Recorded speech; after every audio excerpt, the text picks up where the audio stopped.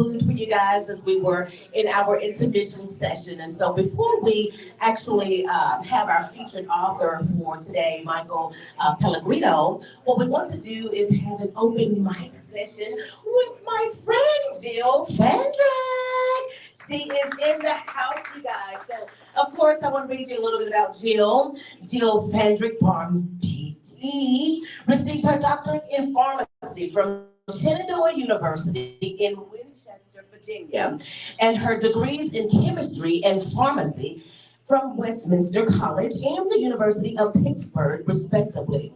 She has extensive, and I mean extensive, evidence-based knowledge in medicine, natural supplementation, disease prevention, detoxification, the body and body functions, disease states, and natural immunity. She is a noted and accomplished public speaker, presenter, and educator, diabetes care specialist, writer, artist, performer, director of pharmacy, and media personality with a passion for personal and professional growth and helping people feel and live their best life. So let's welcome with a round of applause, Jill Fendrick.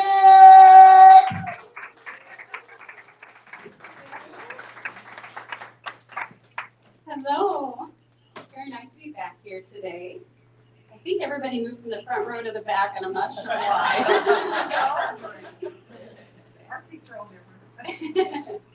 Well, I want to thank you all for being here today. It is so nice to meet all of you, and it's been an honor to meet all of you. I feel like we're all my friends already, and I hope we have some lifelong friendships here. And I want to thank ReadersMagnet for the opportunity to be here today and yesterday. So I have 30 minutes to squeeze into 10 minutes today, so listen fast, okay? Let's see, so yesterday I talked a little bit about the history of critical thinking and how we had some amazing deep thinkers in our time. And it wasn't until John Dewey coined the term critical thinking in 1910 in his book, How We Think. So, just as I mentioned yesterday, in watching the news and all the very biased, have you noticed there's any bias in the news? Oh, just a little. Yes, well, I don't know if you know or not, but in 2012, the Smith-Mundt Modernization Act of 2013 was put into effect, and that allowed the media to lie. So now it is legal for them to lie. So you will notice a lot more bias in the media now. It's almost all bias. But that makes it even more important to decipher the truth in the news that we hear. So that led me to a lot of deep thinking, and I started to write books about critical thinking. And before I did that, I wanted to realize where my mind was, and I wanted to build it, declutter it, and build it into a positive effect. So I wrote the book, Elevate Your Mind to Success. And this is all about clearing out your mind and thinking positively and putting your mind in the position where you want it to be, and just decluttering it from all the stuff that was built into it. Because if you think about who taught you from your very first words that you heard, you had people filling your mind with thoughts that weren't your own. So your mind has been built up by other people who weren't you. And then you had teachers, you had your guardians, you had teachers, you had the news and media and other books that you've read and TV that you watched, all filling your mind with what may or may not be true. But that is what builds your thoughts and your memories. So in my book, I teach you to go back to your roots of thinking, and it's so important to figure out your values. What are your values? And you might need to realign your thinking with your values. So realize where your thoughts and memories and where your mind is, and declutter it and fill it with what are your values and your own thoughts. So anyway, that is the basis of my book, Elevate Your Mind to Success.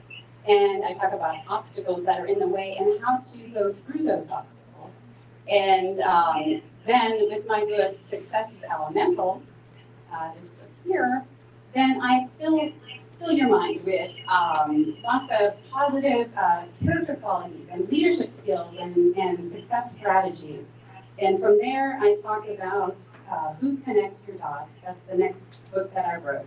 And this was based on the media, when you have two different newscasters telling you the same story but with a different ending. And that's where it became evident to me that one of them is not right. So if you align your own values with your thinking and find the truth, then that is what the basis of critical thinking is. And with that book, I also wrote the medical version. Sorry about all these books I'm pulling out here. Medically Speaking, Who Connects Your Dots? So this one, I actually get into concepts today such as vaccinations and different things happening in the world today, medically speaking, where you could use some critical thinking.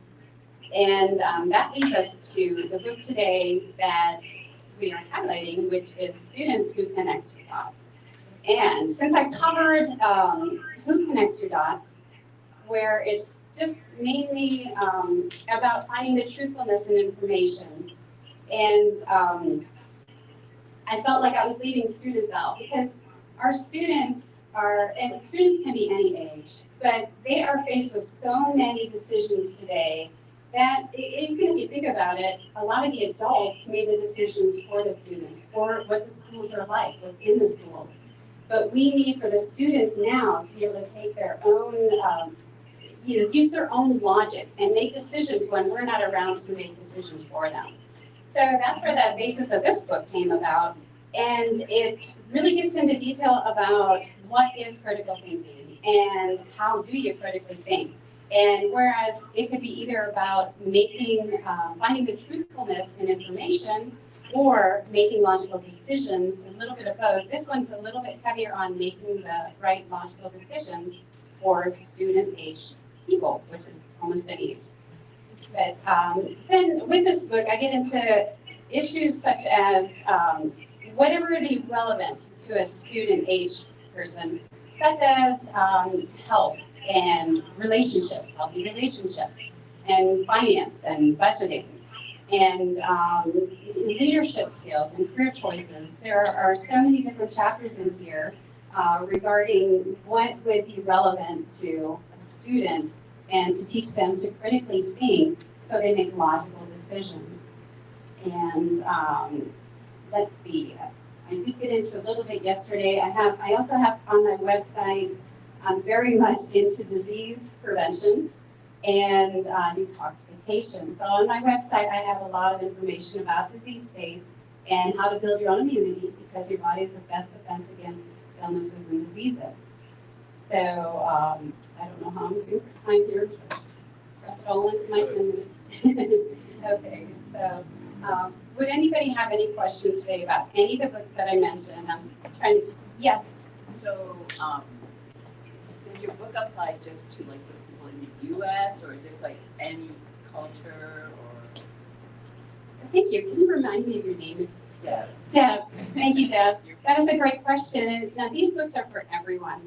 I want everyone to, I see everyone as an individual and everyone is unique. And I think we all need to be aware of this. And my desire is for everyone to have the opportunity to really think and make the best decisions for themselves.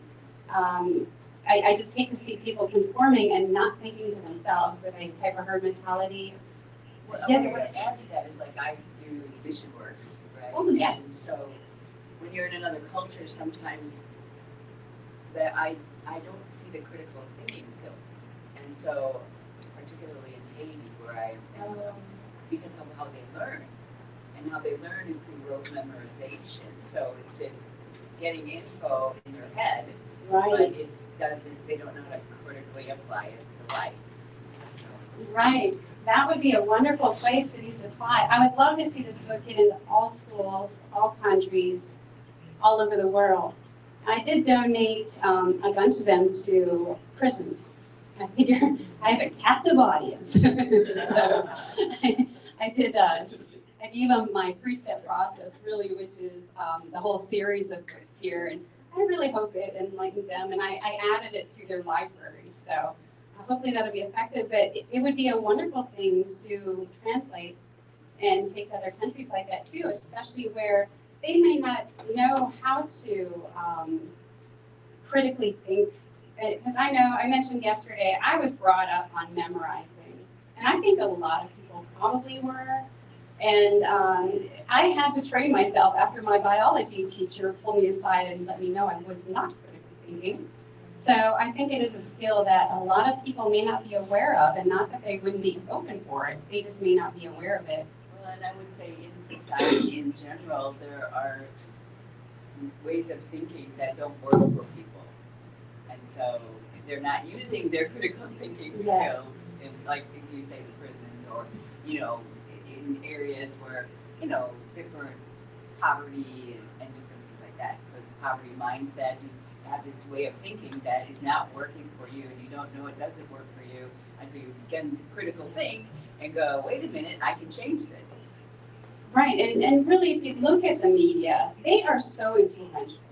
I mean, they are passionate in what they are telling you, and they are upset. They are angry if you don't agree with them. And there are a lot of people out there too who really seem like they're really outraged, I guess, when you don't agree with them. So it is important to let everybody think for themselves, be their own individual, and just not get upset. I think we need more tolerance, and I do talk about that as a character quality in a couple of my books. Tolerance is very important. We don't have to agree with people, but we still have to love the person and respect the person and let them say what they want to say. You hope in return they listen to you and let you say what you want to say. And maybe they hadn't had that respect back to them before, and you might plant a little seed in them, and you know, maybe they'll, it's okay to disagree. And it is okay. It's fine to disagree. We're all supposed to be different, so have fun with differences, and Learn something from the difference. absolutely use it as a learning opportunity. So I love to learn different things from different people, and I think it's okay to all be different. We need to all be different, be yourselves, be individuals, and don't conform to the herd mentality. Just because everybody else is thinking that way, it doesn't mean they're right. But just, you really need to get down to knowing what your own values are. Know what your values are and stand by them, and reprogram your mind that your automatic thinking is based on what your values are. It's so important to let your values shine, and don't let anything get in the way of them, and don't let anyone else's outrage or they're getting upset at you for thinking differently. Just let that go. You gotta let that go and be who you are, and that's it for me. So thank you so much for being here. All right, beautiful friends, everybody. Let's give her another round of applause. All right, awesome, and phenomenal lady stuff. Definitely want you all visiting her website, www.abookintime.net, for all of these wonderful books. I know that you all will be so pleased with the insight and wisdom that she has placed on the inside of them. And so I certainly want to remind everyone that you have an opportunity to discover Douglas over there. So I want you to go and scan for your chance to win a Kindle.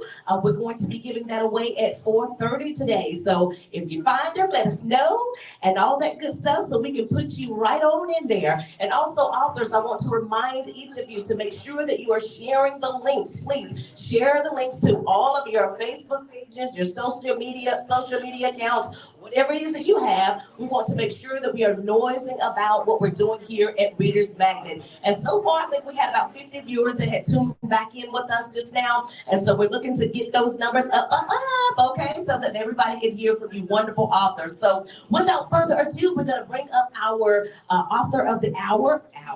Our next author here. He got excited. What, an hour? Oh my goodness. Okay. So the name of his book is Crisis Equals Opportunity: Finding Growth and Resiliency in Challenging Times. Crisis Equals Opportunity takes you on a profound exploration of adversity, challenging the conventional view that crisis equates to despair. Instead, this book unveils a revolutionary insight: crisis equals opportunity. Now, about the author. Michael Pellegrino is a multifaceted individual with a diverse background spanning law enforcement, community service, and personal development. With a 27-year career in law enforcement in his lifelong home of New Jersey, Michael's dedication to his community has left an indelible mark. Throughout his distinguished career, Michael served on various capacities, from the traffic bureau to the school resource officer, where he made a lasting impact by teaching programs such as DARE and GREAT. I know some of y'all have heard of those, right? Okay, good, just checking, just checking. His commitment extended beyond the classroom, working tirelessly to strengthen the bonds between the police department and the younger members of his community. So let's welcome with a round of applause our next author, Michael Pellegrino. I'll roll this way. There you go. Careful, careful. Hello, everyone. How's everybody doing today? Oh, come on. Fantastic, fantastic. Yes, I am all the way from New Jersey, and I spent part of my time in Fort Lauderdale, Florida, and also in New Jersey. So I just want to give you a little bit about my book and the importance of we and not me. The importance of we and not me is, this is this book, even though it was authored by me. It's the mic, okay. Even though it was authored by me, there were so many people that contributed to this. So I want you to understand that part of the Resilient Minds family is all about this. So for us at Resilient Minds was born at our kitchen table. And this book was kind of came from all that. So understanding that crisis was the pandemic, opportunity is how we looked at it. We can look at it as growth, or we can look at it as a fixed mindset. So those are some of the couple things that we're going to talk about. But I want to take you on a little journey right now. And that little journey started for me in second grade. In second grade, I can remember being told that I was never going to be anything in life. And I picked up that bag, and I still hold it today. I put a lot of things in that bag. Because for me, that was heavy, and how I looked at that. So going through life is not simple. There's things that are going to happen. One of our facilitators at Resilient Minds likes to use the term, life is coming to a theater near you. If it's not at your doorstep already. Understanding that. So, life. These two bags right here, these two bags represent second grade for me. And then how that has multiplied through my life, through things that have happened.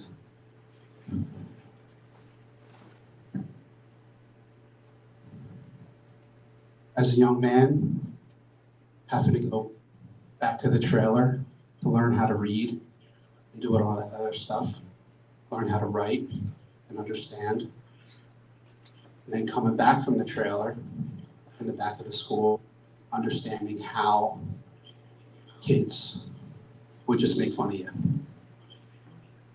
And I carried that a lot with me. And not only these bags here, but all the things that I put in this bag through life. Talking about health, I'm talking about relationships, I'm talking about finances. So having all these things, when you have them three prongs in place, finances, relationships, and also health, you're probably living a pretty good life. But you take one of them prongs away, and what happens? Life came to a theater near you. Now, I'm going to talk about the event in life. But our book is about pre-boom, pre-event, giving people the tools to be able to have those beliefs in your mind prior to the event, so that when you're going through the event, you come out on the post-traumatic growth side of things and not the post-traumatic stress side of things. So think of it as resiliency training to the left of boom. Because you know what? When you're going through a crisis, it's not the time to change your belief system. You cannot change your belief system when you're going through that. So as you are going through life, you need those tools so that when you do hit that spiral down, you can be able to use the term catch yourself catching yourself. And I love that term because you know what? Really what this is all about is being able to become self-aware so that you can self-manage, so that you can self-improve. So let's think about that timeline right there. We have to be aware first. So self-awareness, self-manage, self-improvement.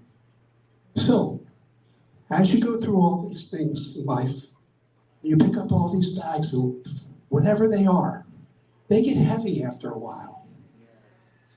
But I'm not here to tell you these things are going to disappear. That's not what it's all about. It's all about being able to put these bags down and be able to roll them. These bags are still there. But you know what? I can manage them. They're here. I know they're here. They're not going anywhere. They're my bags. But more importantly, I want everybody to know that the tools, being able to catch yourself catching yourself and focus on what's important now in life. Because we get so caught up in the negativity bias. Our minds love patterns. They love patterns. And patterns really they get ruts, because what do we call the term when you do something over and over again and expect a different result? Insanity.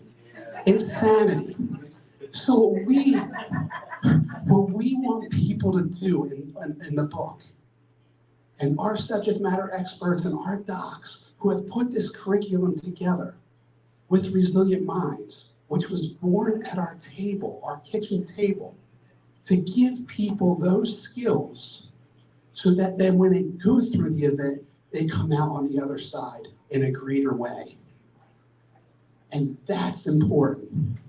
That's what really is going to move the needle. Understanding that. Because our minds love patterns. We go down those same roads all the time. And I'm going to give you a word, neuroplasticity. Neuroplasticity is being able to change those habits, being able to create new habits in your brain. It's a $5 word that really is broken down in such an easy term. Because when you do gain new neural pathways in your brain, you start developing things and changing those patterns of thinking, because our minds want to go right to the negative. And I'll give you an example. Deb, if you're called into the boss's office, what's the first thing? What did I do wrong? Instead of what did they do right? Yes, exactly. Because why? Why do our minds go right to the negative? The neural pathways. The neural pathways. So what we need to do, I want you to think of them as a forest, as your brain like a forest. And you need to create the new pathways, because the easy pathways keep on going down those negativity bias. Being able to change them. Yes. You can say, instead of saying, what do they do wrong, how can I help you? I'm going to give you another thing, and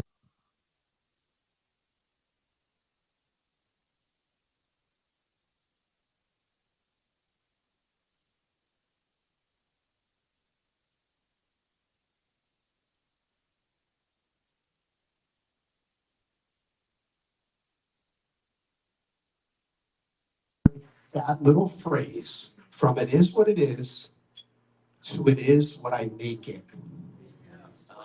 It is what, because here's the thing, 99% of the problem is not the problem. What is 99% of? How I how I react to the problem. And when I react in a certain way, that becomes more of the problem. So some of the ABCs of the tools that you will be given in the book, and it's not Michael Pellegrino Unplugged, I promise you. So it's based on research, over years of research that have been developed to be able to not only give these tools, but be able to implement them so that when you do go through that event in life, that boom in life, you can get through it that much easier. And I'm not going to say it's not going to go away. It's there. It's not here. We're going to put magic pixie dust and say, you know what? This is all going to go away. No. Life is a journey.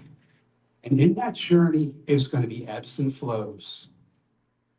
So if you have those tools going through to be able to change them neural pathways in your brain, to be able to come out on the other side and catch yourself catching yourself,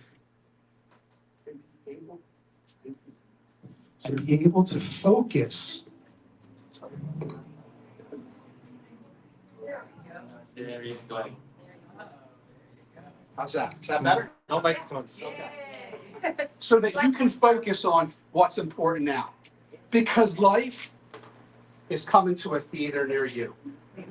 And I'll tell you this, life isn't fair. No.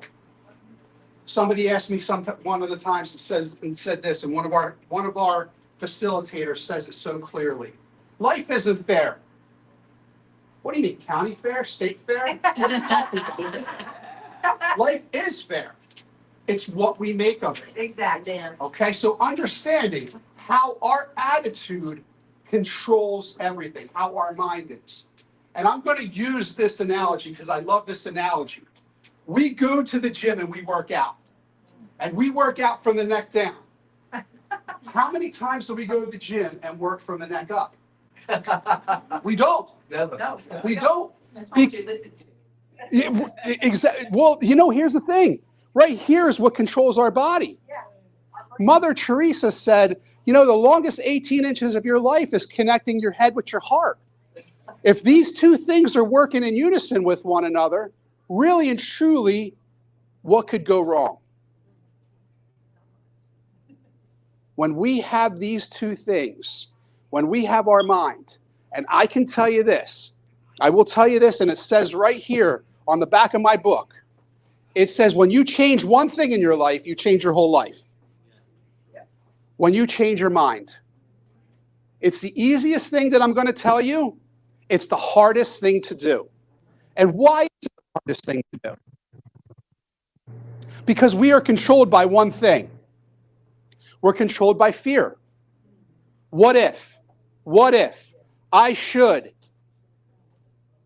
Until those shoulds become musts in life.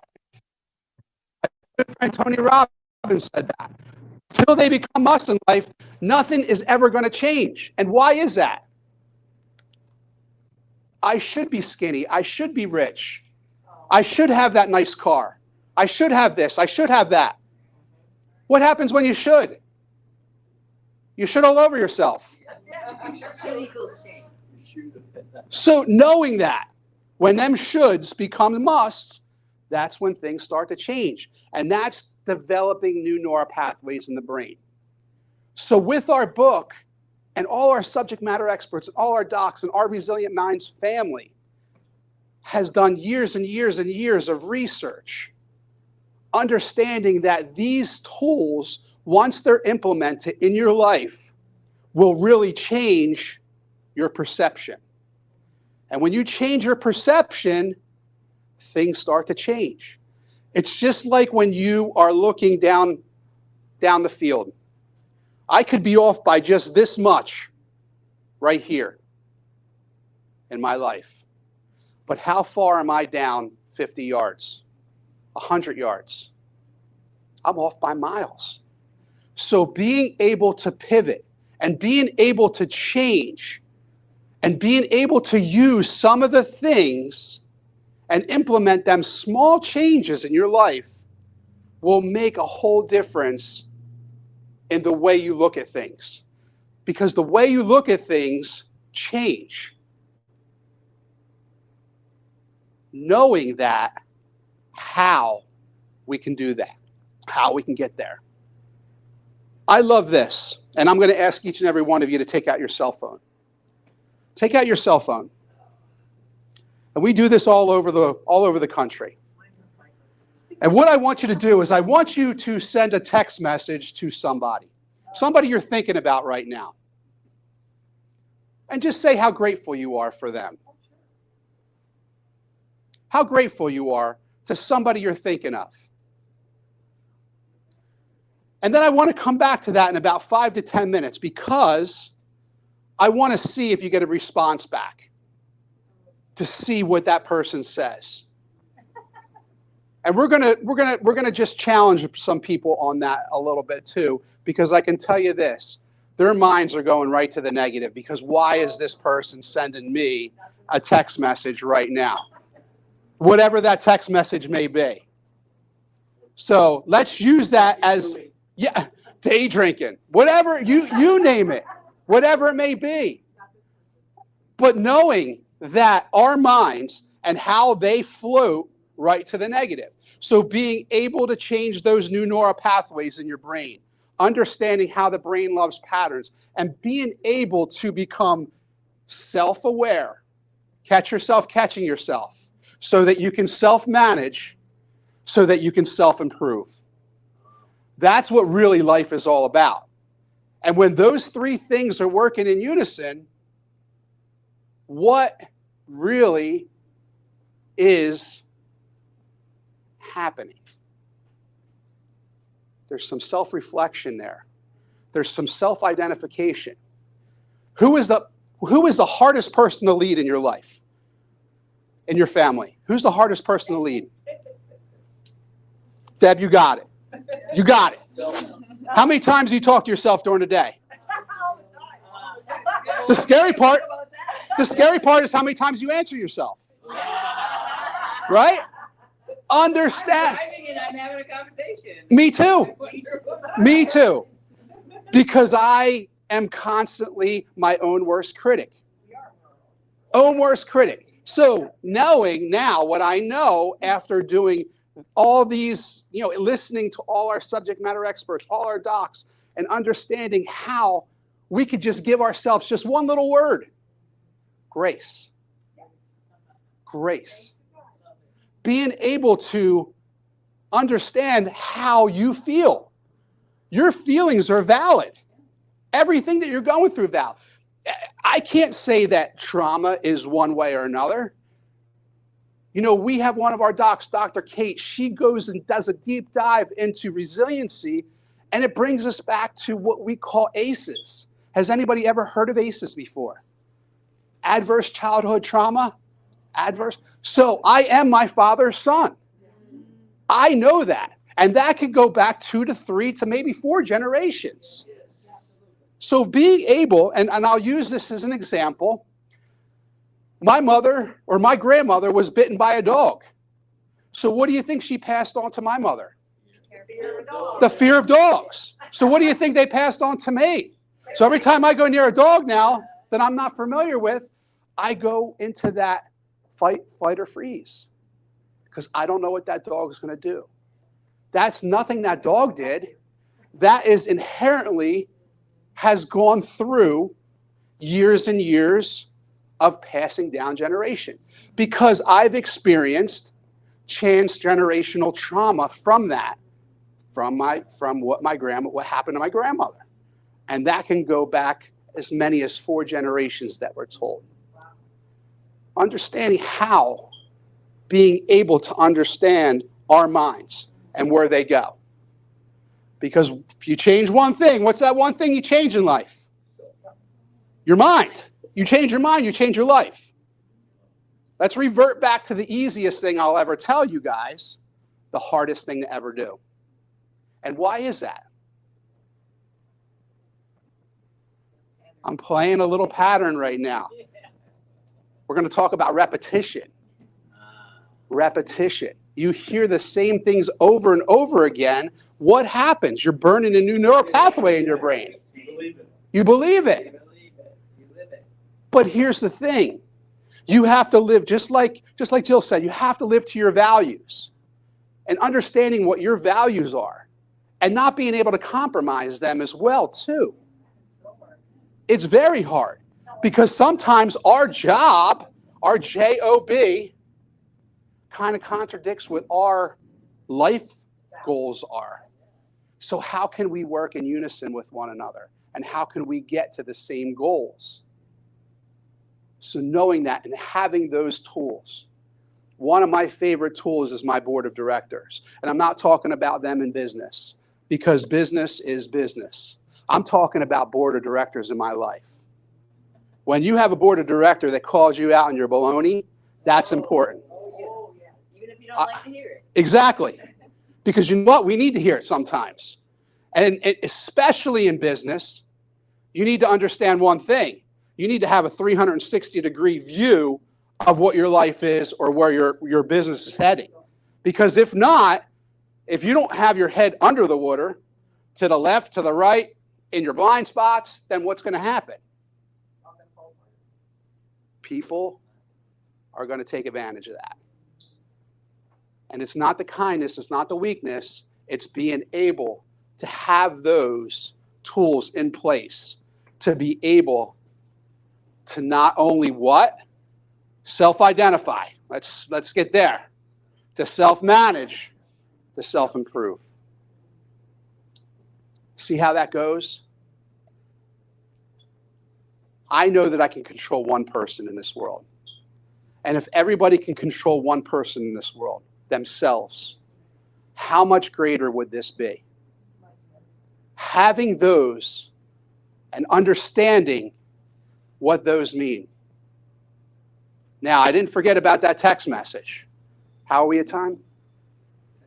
10 more minutes? Fantastic. Anybody get a text back? All right, that's good. Oh, let's start right here. What was your text? What did your text say? I just said 3 hearts, I love you. Okay. I got 3 hearts, I love you too back. Fantastic. Fantastic. Anybody get a negative response? Oh, you had to get a negative response yet? Okay. Okay, so everybody got positive responses?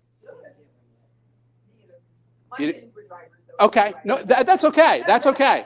Normally, it's like, okay, is everything okay? How many times do we hear, is everything okay? Why? Why? Because they know you. Because your mind goes right to the negative. I'm your boss. I'm calling you in the office. What's the first thing you're thinking of? What'd I do? Not, I just got employee of the month. Do you see how you can change that perspective? Knowing that. I love this example too. It's something that we talk about a lot in the class. Is one of my go-to tools. One of my go-to tools. And again, this book is going to give you tools for your tool belt. Because when you do this and it doesn't work, what happens? You do it harder. And if it doesn't work, what do? You do it harder. And then you do it harder. When sometimes it's not a hammer that you need, maybe it's a screw gun. But I'm using it as an analogy. Understanding that it doesn't always have to be a hammer. Sometimes we just have to step back and say, okay, I have a problem. How can I change it? And we have people that do a lot of business. We do a lot of business with all over the country. And I love this term because I say there is no problems in life. There's only solutions. There's only solutions in life. So when you have that opportunity to come up with solutions and being empowered to do that, that is leadership 101. Being able to have that one word. What would be one word you describe in leadership? Give me one word. Confidence. Confidence, okay. Integrity. Integrity, okay. I like them words. Resiliency. Resiliency, I love that word, you know. It's part of our company. Yes. Influence. Ah, Think about when you have influence. yeah. I'm not going to do anything. Dee's not going to do anything. We're not going to do anything that we wouldn't ask somebody else to do. And when you have that influence, when you have that power to be able to stand in front of people and say, you know what, I'm not going to be behind you. I'm not going to be in front of you. I'm going to be right next to you. Being able to work for that person, it makes it so much easier. People do not leave their job. They leave people. That's important to understand. They do not leave their job. They do not leave whatever they love to do. They leave people. And people just have to understand how we can all work together to coexist for that one big word. We don't have to love well, we do have to love one another, according to me, according to my life. But yeah, that's my life is God. He's God. So understanding that, but knowing that we have to have that big golden rule, respect. We need to walk away from a situation and have that respect, because that respect will go so much further than anything else. He and I may totally disagree on a situation, but when we walk out the door, we have to be in unison, because if they see either one of us are pulling the boat in a different direction, what do you think is going to happen? Confusion. There's going to be a lot of stuff happening. Being able to get back onto that and being able to understand. Now, I lost I lost a lot more, but I lost two very close friends of mine to police suicide. My partner did it in our police car. So for me, this is a passion project. This was never a job. This came into existence because we saw a need for it. We saw something when COVID happened, and we sat in our houses and realized that we had the power of one thing. We had the power of Zoom. And I didn't know even how to spell Zoom back then. But you know what? I learned, and we figured it out. And we were able to get our subject matter experts, our docs, and everybody together. And we were able to put together webcasts that were seen in 76 countries in all 50 states. So for us, we know we needed to do more. So when we got together with our docs and our subject matter experts and our curriculum team, and we put this together, we're so proud of it, because you know what? We're trying to go out and help people so that, you know, they can flourish. Because really and truly, that's what life's all about. When we're able to help people and pick them up, because you know what? They're not strong enough yet. You teach a person to fish for a day, they'll eat for a day, correct? You teach a person how to fish, what will they do? They'll eat for a lifetime. I want to wrap it up just real quick and just let you know. It's an honor and a pleasure, and I want to thank ReadersMagnet, and more importantly, my good friend Nicole from ReadersMagnet. Her and John have been the rock behind me, and everything has, I just can't even begin to tell you what they mean to me, because I take this back to second grade when I was told that I was never going to be anything. But now I can add one more title to that. And even though that's with our Resilient Minds family, it's an author. So thank you very much. Michael. Wonderful, wonderful, wonderful, Pellegrino, for that crisis equal opportunity. Were you all blessed by what he shared with us today? I would say so myself. You know, when he came out with the baggage and stuff, just showing us all that weight and stuff like that be on sometimes. But you know what? You can carry that weight and still glide, right? That's it. That's it. That's it. I forgot to ask, does anybody have any questions or anything? Anybody got a question? Going once? Going twice? All right, John has a question. Yeah. So, Michael, the things that you said, have you already given a piece to the corporate world, like the real business or the real I don't want to say real board of directors, but you know, have you influenced, or has your influence reached board of directors? Well, we have gone into 38 states right now throughout the country, and we just put a proposal together for the military.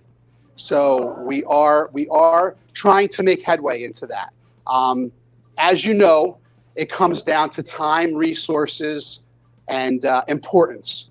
And I always say, especially in any profession, it doesn't matter if you have the best equipment. If you don't have the best person behind that equipment, really and truly, what does that equipment matter? And I use that as, and I use that as an example, not only in the corporate world, but also in government as well, too. Because I can go out and we can have the best bulletproof vests. We can have the best computer systems. We can have the best of everything. But if you don't have a good human first that's behind that to operate that, really and truly, how important is everything else? So it's an investment. I always like to think of it as a good investment in your people. And that's why we started this company 4 years ago. And, you know, just to kind of give you a brief overview and bring it full circle, I didn't go to one investor. Me and my wife did not go to one investor. We started this with all our own money by selling our house and doing whatever we needed to do to keep this money afloat. So for us, not having to go to a bank, not having to go to investors, not having to go to anybody, because we know the importance of, it's not about quantity, it's about quality. That's right. And we never want to lose that brand. That's right. I'm sorry. You're good, Mike. You're good. I'm not going to be ReadersMagnet from asking me no question.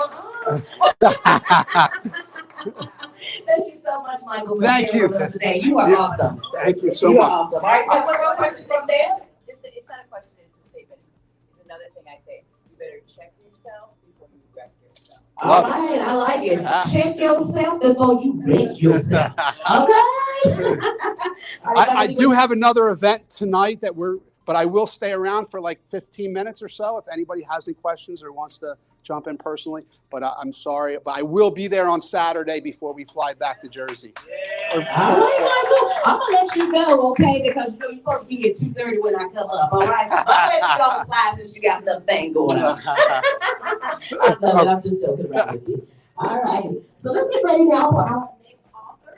Be coming up in the person of Tom Port. So his book is called Elephants and Grapes. I would love What to I- take a video of you outside. Sure. Just one tip for your readers right here. Decades by Tom Port. Many poems were written to women in his life. Amazing. They memorialize both Really appreciate loving and sensual I was gonna say, feelings don't of forget to various moments. Many long past. Feelings tender, heartfelt, and sometimes sexy and raw. Reflect the author's passion. Readers will also note the author's belief in the spirit and grandeur of nature, of man, and Earth's place in the cosmos.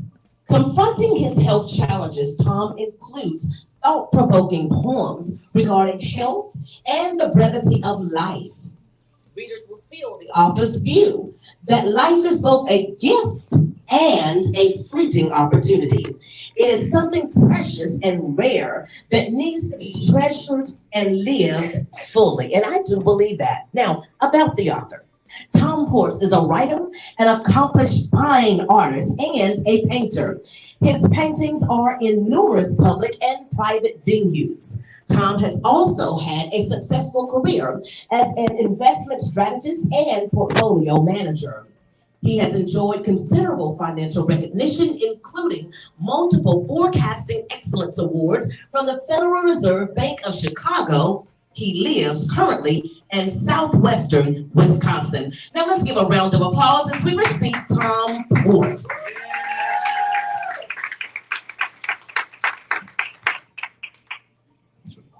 Thank you. It's a little hard to follow that really inspirational commentary from Michael.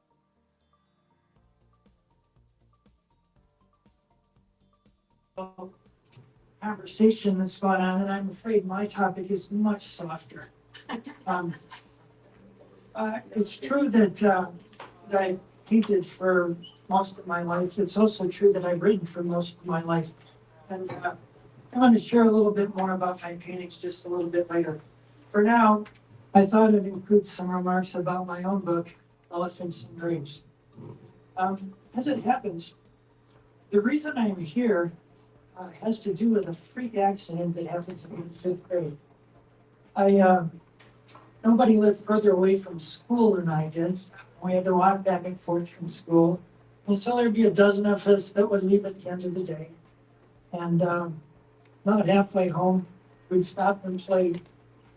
We'd play baseball on the street, pretty stupidly. It was great fun, and we did it for all of the time that it was nice outside. So one day, someone's hitting the ball, and I'm in the outfield, and I got my eye on the ball, and I'm running, and I'm running, and I'm running, and I'm running, and all of a sudden, I didn't know where I was or what had happened. And a moment later, I awoke and realized that I had impaled myself on a fire hydrant. And so, all my life, I've had heart conditions of one sort or another. And about 4 years ago, I was at my annual at the Mayo Clinic, and they said, listen, you're not going to live a lot longer without surgery. And the strategy had always been to tend to that kind of push off surgery, seeing if they would develop something new that might help. So, not quite 4 years ago, I had extensive heart surgery, and it's gone on for some period of time. I was at Mayo 2 weeks ago, and it's sort of a regular thing for me. I'm better. I'm not terminal, but there were some complications, and they required me to think differently about my life. And so, the first time I was in surgery, and I don't mean to make this an unhappy downer topic, but what was supposed to go smoothly had some issues, some complications. That's nothing new.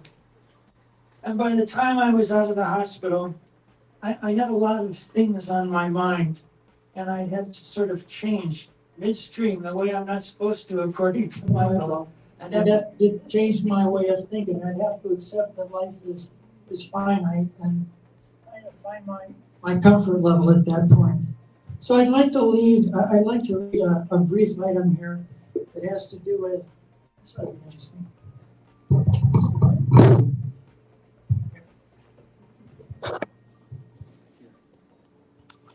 I'll have you wear the lapels. All right. Quick commercial break. By the way, a product of that surgery was that I couldn't walk, I couldn't talk, and I couldn't swallow for about 3 weeks. You'll notice I still have a paralyzed vocal cord, so I apologize for a scratchy voice. But once I was out of the hospital, I wrote a poem, and it's called Broken. And it says, I'm broken in a way that has no fix. It's my sad regret for my limitations, my scatter, that which is torn and wrecked. Not for surgery and sutures, grafts or mending plates, not for wishes, hope, or prayers, not for time, yet another pain, all the worse because it runs away, stealing those moments of my life. I'm broken in a way that has no fix. A clear mind dims. Not for dementia or demons or ghosts, not for meds, wounds, or dressings, not for clutter, but for the pressure of working to live. I'm broken in a way that has no fix. My pain exhausts me. Not that I cannot endure or try to, not that it's flaring, though it does. not as a surprise, for I am done and I want it gone. I'm broken in a way that has no fix. I'm a speck on an organic ball near a small star. Not that I feel large or grand, not that I feel alone, though I do, not that I'm without comfort, for I think there's more. I'm broken, and I accept what is beyond the fix. Now, the reason people might buy my book has largely to do with the fact that I'm not a trained writer. I don't have an English degree. I don't have a fine arts degree in creative writing. I didn't do a journalism degree. My background is in business, economics, and law.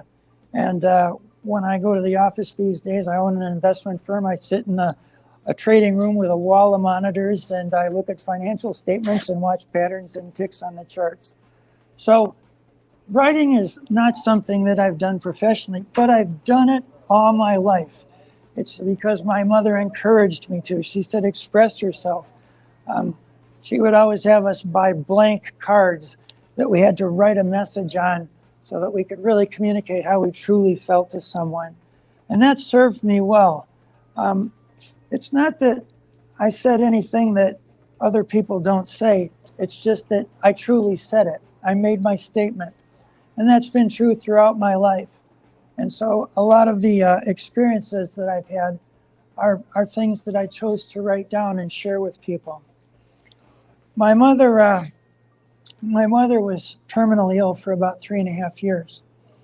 And during that time, we made 200 trips, actually more, of course, 200 trips to hospitals, doctors, and it was a sobering time. At the same time, it was a rich time. We were very much connected. We very much appreciated each other. And so we made all that we could out of that time. And the last year, the year before she passed away on Mother's Day, I wrote her a poem. And the poem is elusive. That's not true. The poem is called Special Person. And it says, "'Tis rare that a woman can twine charm, grace, gentility, and wisdom. Yet for one, the heart and the mind speak thoughtfully in effortless lyric. For many years, warm words have been felt soft, like the gentle caress of a child's brow. Ne'er are these platitudes but true voice, carrying moments to completion. She lives not of the I, but instead of the we. It is the way that she acts with many that adds much to her life, to all of ours. The friend to many is not a chatterbox, but a kind heart, who sees the light within, and the light bursts out as she reminds us of our special place, our home, with us, within the cosmos.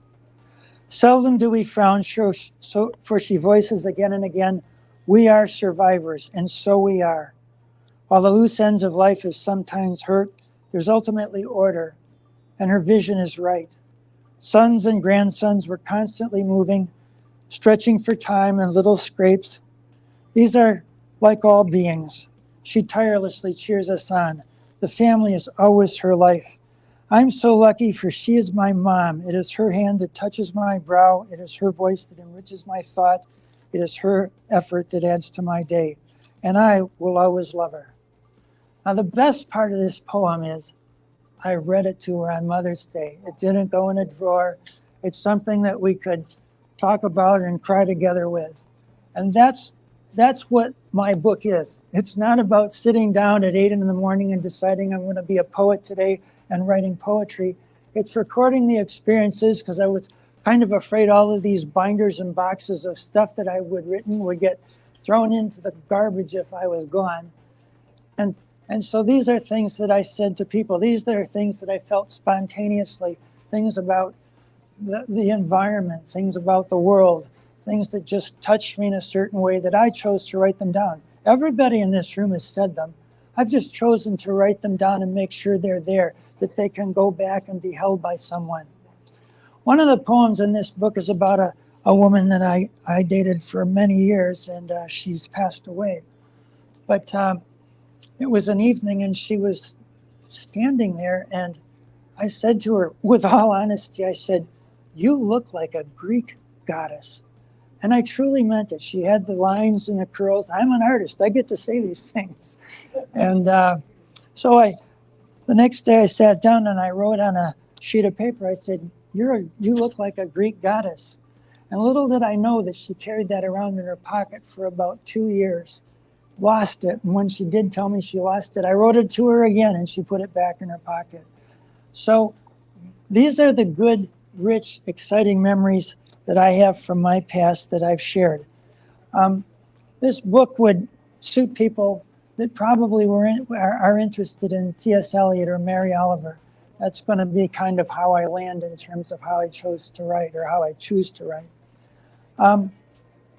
I think that one other thing you get out of this book is what I've just been talking about, this sense that people are important, and conveying your feelings to them, however it may be, is really important at any moment in time. I grew up, I'm a native of Wisconsin, but our family traveled constantly. My father had a fairly good sized business. We spent a lot of my younger years in England. And so some of these poems represent a cultural difference. They're part of how it feels to live in a different country and how it feels to be alone. I'm a single child, but I always ended up being somewhere thousands of miles away. I'd make friends and they were sort of temporary friends. They'd come, they'd go, and I'd have to move on. And I ultimately lived and went to university in England, but it's experiences like that that have made my life richer and that I've chose to set down into a book. I've learned something about the industry from ReadersMagnet. Thank you for having me. I've learned something from other publishers, and that's that poetry books tend to be kind of small. This one started out a whole lot larger and they cut it down. So I guess that's just how it works. But I've been fascinated by the process that we go through. My kids, I was a single dad, and that was a hectic experience, but a good experience. And everybody's close to their family. Sometimes it's good and sometimes it's bad, but you're close to your family. And so we traveled a good bit as they were growing up. And it inspired me one day to write a poem. And it's a poem about them, and it's called Small Hands. There are rare few years when small, fresh hands reach up. Soft skin and little fingers seem almost lost within the stable grasp of a large, sometimes calloused hand. Moved, the child's inner sense and desire seeks help and direction. This sweet, unwitting response grants the title of leader, protector, and trusted one. Often without words, these moments are offered and accepted, simply, naturally. It is again that we relate through touch, a part of humanity directed with purpose. But little fingers grow and the child matures confident. Known not to them, this is new loss for the little fingers that float up, the innocence, the tenderness, and the love. Respective, I shall look back forever crystalline as a view are the sounds, the smells, and the faint breeze. Always remembered will be that day, the last, when unto me a small fresh hand did reach up. I can remember the last day that my two sons held my hand. One was when my eldest son and I were crossing the street to go to a music festival on Lake Michigan. The other one is when we were in Montreal, once again crossing the street, and my youngest son reached up to hold my hand to get across the street. Those are moments that I will remember forever, and they're moments that I chose to write down. To put a point on this, though, that woman that was the Greek goddess, she liked this particular poem. So for my birthday one year, she was artistic. She drew a hand, a clutched hand, a large hand and a small hand, and then overlaid the poem on top. She touched me with more than I could through the poem itself. So it's the poetry has been a part of an important journey to me. In my business, we deal with all sorts of interesting financial issues. And one was referred to me. And she came in and she had a kind of an interesting problem that we sorted through in the course of about 45 minutes. And then the conversation kept going. And it kept going. And come to find out, she's a really charming, attractive, pleasant individual with great morals, and we hit it off. So not more than a couple of days later, I decided that I'd give her a call, and we went out on a social basis. And we ended up being with each other for quite a long while, years, not months. And no more than a few days after this second conversation, this more casual, friendlier conversation that we had, I took my kids and we went to Oregon. We were going to drive up and down the coast. And so my son was probably 13 and the other one was probably about 6 or 7. And we were sitting in the hot tub and I said, you know, I think I've hit the lottery. I think I've won. I've met the nicest person. Now these are 2 boys and they're like, yeah, okay, fine, Dad. But actually, they were pretty darn nice. And they thought that was kind of interesting. So on that trip, this woman is a California native. We were on the coast. I got a baggie. I put some sand in it. And then I took a piece of paper and I made the XYZ plane, you know, the way that we try to represent 3 dimensions fairly simply in math. And then I put stars on it. And then I wrote a bit of a poem over the top. And I dropped it in a FedEx pouch and sent it to her. And the poem was rather simple. It says, in the dark of the night, in quiet thought, I stare at a clear sky. I watch stars that trace boundless. For now, using no more than simple math, the known universe of 3 dimensions has 4 billion trillion stars, 1 trillion for each person on Earth. Amid such mercurial numbers, 2 souls meet, not in a trifle of fancy, but by measure of purpose and destiny. Now I took that little poem and I took an enormous piece of stretched canvas and I painted the cosmos and the XYZ plane, and then I in gold overlaid that poem on the canvas. It's huge and it sits in my study right now. I see it every day and I enjoy it every day. And so part of my writing has connected me to part of my artwork. And I've always enjoyed drawing and painting. I wanted to be an architect. I wanted to be an artist. I was born into a business family, so it didn't quite go that way.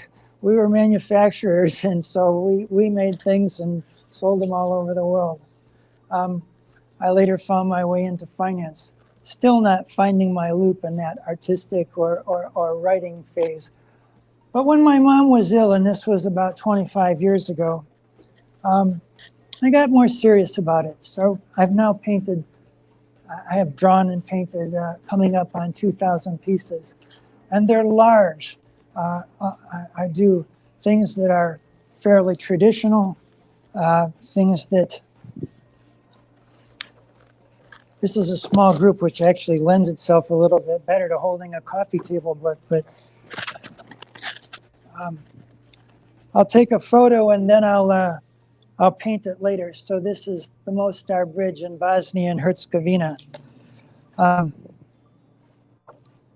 Abstracts have been the popular thing for about 20 years. And so I've spent about 10 years trying to figure out how to float metal in paint and then paint it on canvas. And so this is about a piece that's about 12 feet wide and it's hanging in a public library in Wisconsin. I've figured out how to comfortably, anybody can do this, but comfortably paint an acrylic and go over that painting with charcoal, which by the way is what I did with the book cover. The book cover for Elephants and Grapes is something where I knew that there were going to be a lot of poems about women in my life, or women in general. And so I decided I wanted to have a male and a female, and I wanted to have elephants and grapes, and I'll come back to that in just a moment. And I wanted it to be primitive. So that's how that book cover comes to be. My next book, also poetry, is going to be called left side of the wind. And for those of you that go up and down the California coast, or you end up in southwestern England, you know that the wind blows so strong and so consistently in certain places that trees are windswept. They bend to one side. Left side of the wind will have a painting that's done with palette knives. It will be very heavy, very thick paint, and it will be quite realistic, and it will show a lonely tree bending given the left side of the wind. I've also spent about 15 years doing something that you don't do in Beverly Hills, and that is I paint below freezing, and it's literally painful. And I've thrown away hundreds of canvases trying to figure out how this works. But in the end, what I do is I have about 10 layers of paint. The last layer has to be done outside in the cold. It has to be below 32 degrees. And if I put the right chemicals on and choose the right paint and warm it up correctly, it will dry and it will crack and it will end up with a glassy finish. You wear gloves? I wear gloves. I can do better than that. I wear gloves, I wear thermals.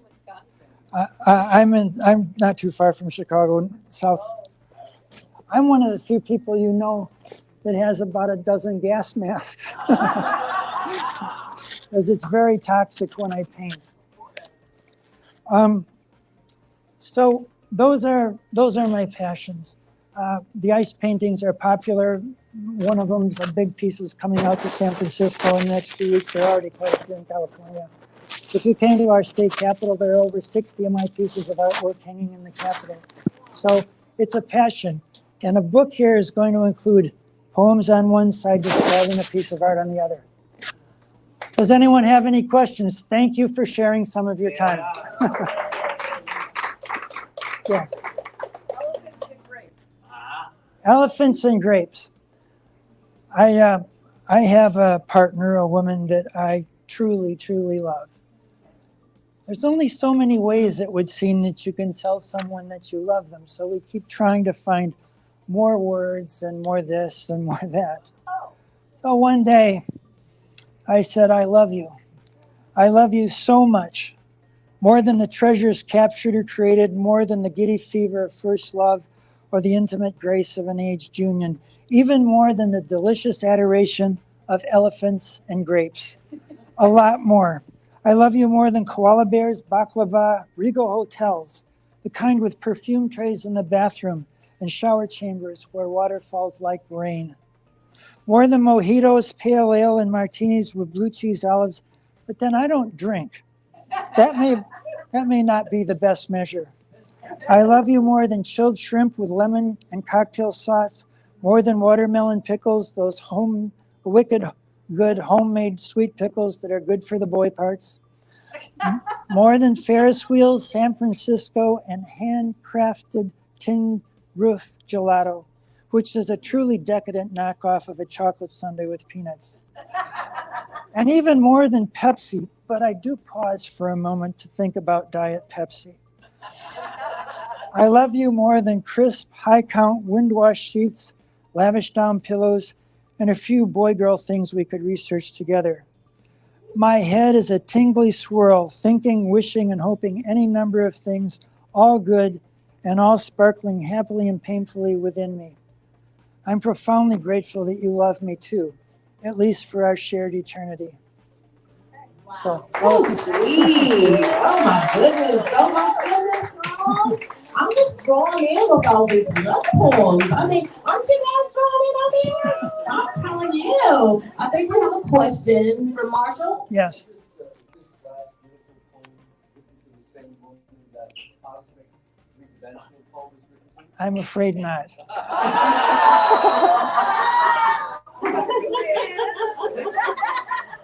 Serial romantic. It would seem. Too funny. Oh my goodness. Thank you so much. Oh, So another question? Go ahead. What's your birth month? my birth month is May the 22nd. May 22nd. Ah, okay. And Jamie's May 12th. Well. See, y'all on the front row, y'all ain't right. Thank you. Thank you so much, Tom, for sharing with us. Everybody, give it up for a round of applause. Absolutely wonderful. So you guys know dangerous. If you want to give a poem to your certain someone, I don't know if you don't mind if y'all Thank you. making it like it was y'all who wrote it, but you know, you give them credit, okay? Give them credit. Sure.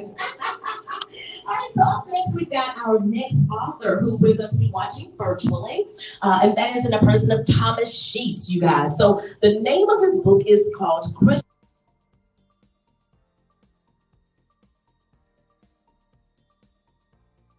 Lifestyle. Some of us is wearing the labels, but some of us is living the lifestyle. Hallelujah. All right. So the picture on the cover of this book is of a dear friend of mine being held by his great grandfather, William Arthur Smith, now holding his great grandson, my friend Jerry Payne. The faith that this man shared with young Jerry about 1955, prior to his teens, is very much a part of what is in my books. That faith was the holiness doctrine of living in anticipation and preparation for the second coming born in 1860. His lifestyle and beliefs revealed to Jerry this faith, and Jerry carried that lifestyle and faith on his own life, and then through our friendship, brought it into my life and my writing. Now, about Thomas Sheets.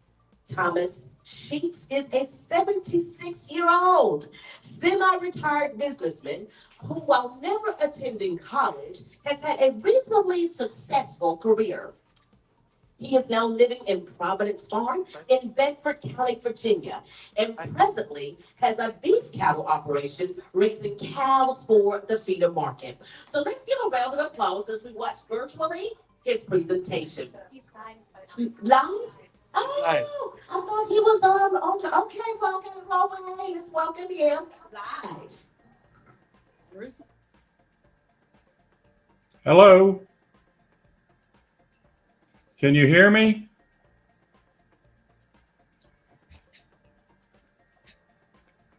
Hello.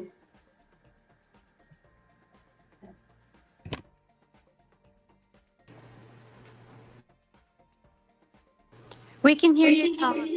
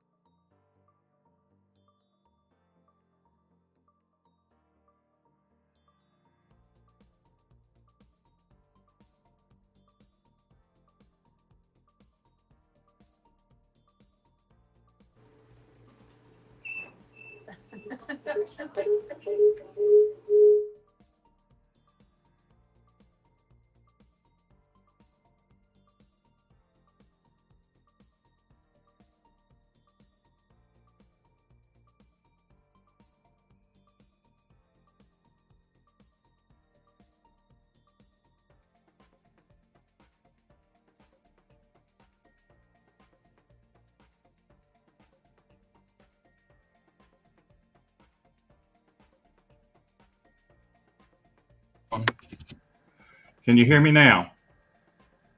Hello? Yes, we can. Okay. All right. Okay. Well, thank you for reading some of the things about me. I'm actually a little bit older than that. I'm now almost to my 80th birthday, and I am a farmer.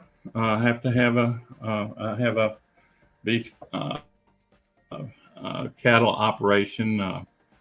But let's get to the books. Okay. The current book is, get it in there where you can see it, Christian Label or Lifestyle. And of course, the lady just read what's on the back of the book. And I want to read to you how the foreword starts. I first titled this book The Rebellion, based on what Jesus teaches us in the parable of the minas in Luke 19. Starting in verse 11, While they were listening to this, he went on to tell them a parable because he was near Jerusalem and the people thought that the kingdom of God was going to appear at once. Jesus is focused here on the instant gratification crowd, his going away, and his return as the righteous judge. We can pass on to our children by teaching and by example a faith that ignores the reality of final judgment or a faith that prepares them for that event. In either case, God's love and how we experience that love is at stake, and how youthful, immature minds handle these two very different views. We can instill in them a sense of entitlement to a heavenly reward at their death, or much better, a devoted affection that is shared in the family of God as they journey to that promised day of reward, not locked in a prison of entitlement, but looking forward to a promotion, or maybe a diploma, or just maybe a pure gift for having lived a life that pleases God. At Jesus' return, he establishes his kingdom right here on this earth. Our welcome into the kingdom will be dependent on our lifestyle and the godly family values we pass on to the next generation. It is a follow-up to a book that came out a year ago in January, On That Day.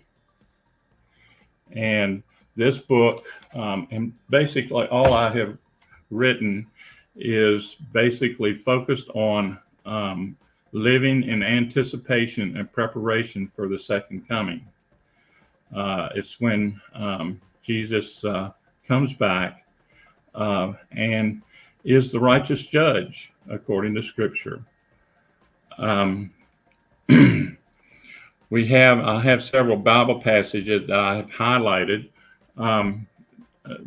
Does anyone have any questions about this at this point in time before I continue?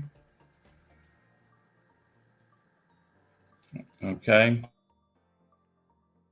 One of the most important aspects of our relationship with God is called atonement. The phrase limited atonement is applied to those who will go in. Atonement is limited to those who have pleased God and will go into the kingdom, included in this, what the Jews would have called the age to come. In Hebrews 5, verse 7 and following, during the days of Jesus' life on earth, he offered up prayers and petitions with loud cries and tears to the one who could save him from death. And he was heard because of his reverent submission. Although he was a son, he learned obedience through what he suffered. And once made perfect, he became the source of eternal salvation for all who obey him, and was designated by God to be high priest in the order of Melchizedek. This shows that our atonement is limited to those who obey him. Okay, and there's a lot of passages that speak to that, but there are several that use the phrase on that day. In Timothy 2, 2 Timothy 4, 6, 7, and 8. For I am already being poured out like a drink offering, and the time has come for my departure. I have fought the good fight. I have finished the race. I have kept the faith. Now there is in store for me the crown of righteousness, which the Lord, the righteous judge, will award to me on that day. Not only me, but also all who have longed for his appearing. That is his second coming.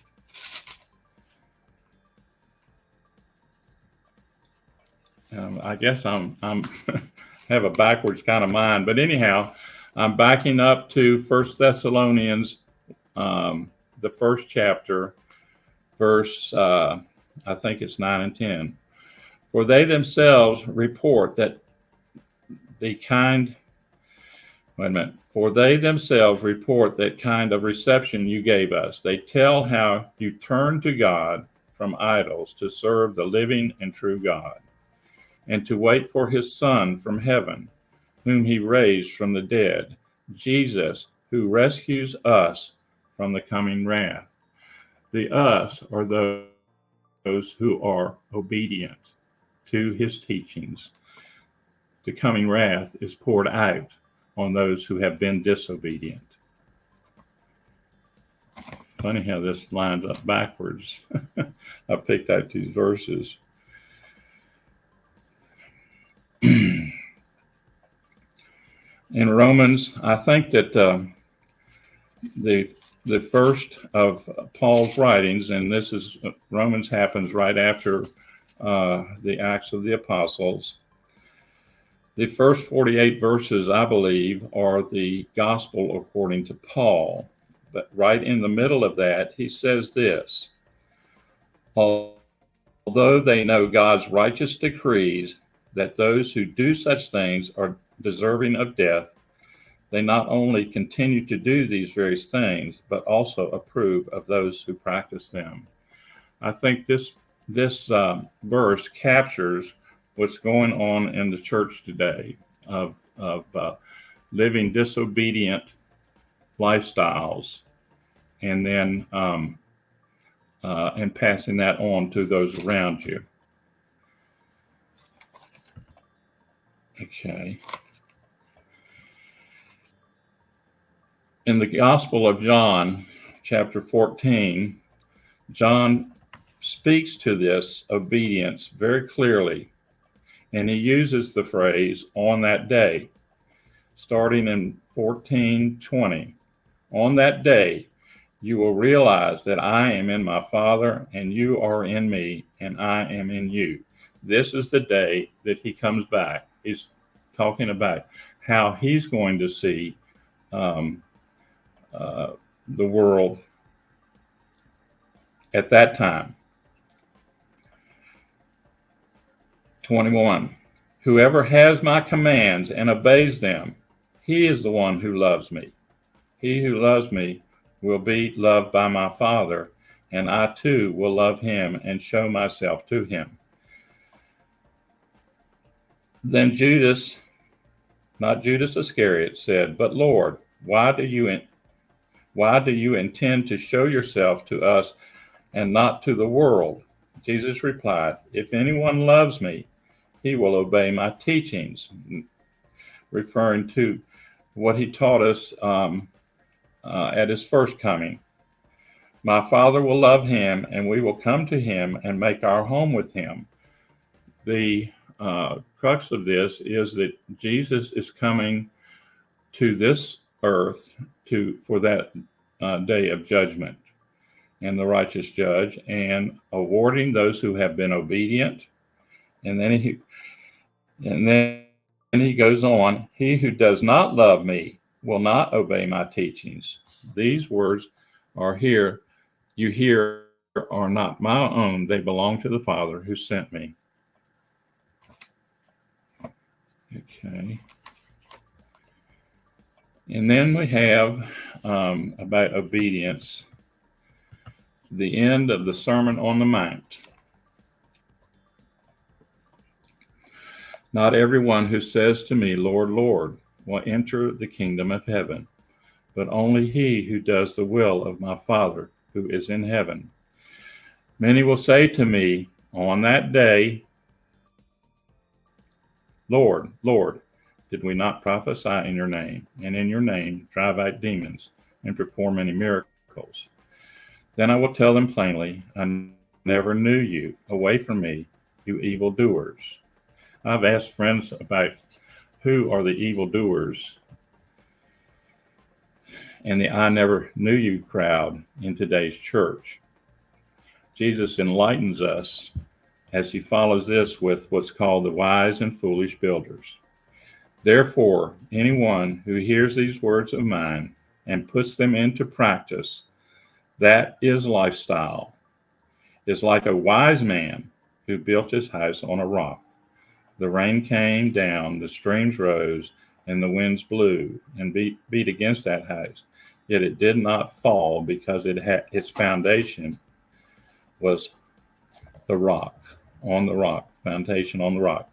But everyone who hears these words of mine and does not put them into practice, that's the disobedient lifestyle, is like a foolish man who built his house on sand. The rain came down, the streams rose, and the winds blew and beat against the house, and it fell with great crash.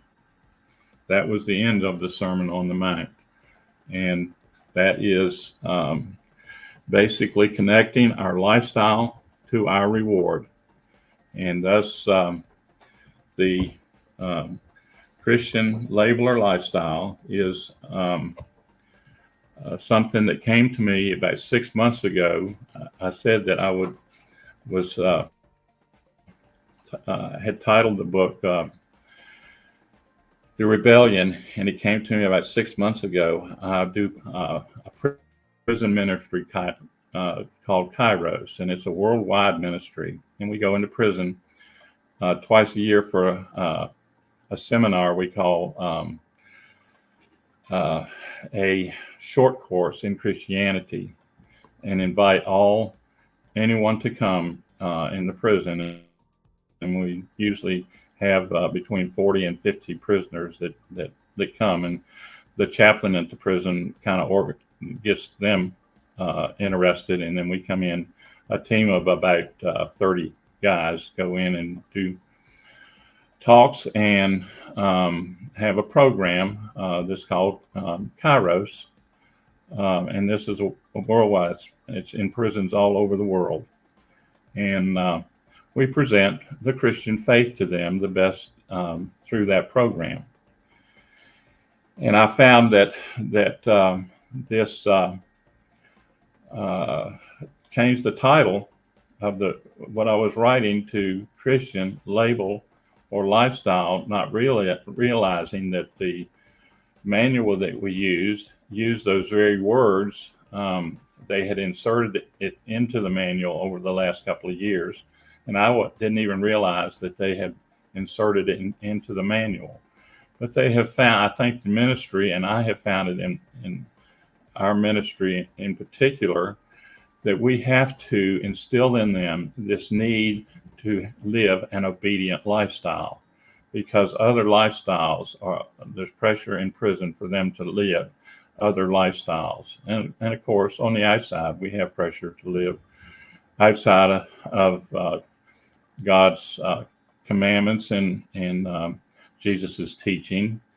And so that's the crux of my writing. And you just have to read it, I guess. I have gotten some very good reviews on the book. On that day, which has a picture of me and my cows and my dog, an Australian Shepherd. But the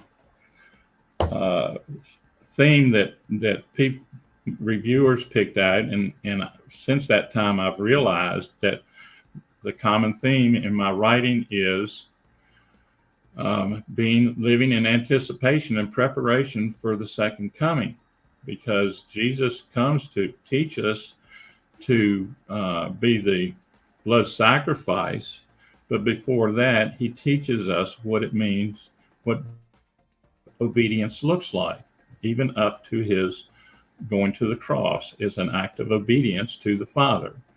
And our obedience is to follow that, and will take us into the age to come, the what he calls paradise. When he is on the cross, he talks, one of the thieves there with him says to Jesus, "Remember me when you come into your kingdom." And Jesus makes him this promise: you will be with me in paradise. So this is what we have to look forward to. We preach to the prisoners that this is not all there is, that those who are faithful and obedient, trusting and obeying, have a promise that this is not all there is. There is an age to come and a paradise that Jesus promises all who choose to follow him. And this is definitely a choice that we make of obedience. Belief is very often used as the point of salvation, when belief just gets us started on a journey to salvation, and that is verified by many scriptures, too many to go into. So that's my story, and I'm kind of stuck in it. Does anybody have any comments or questions about it for me?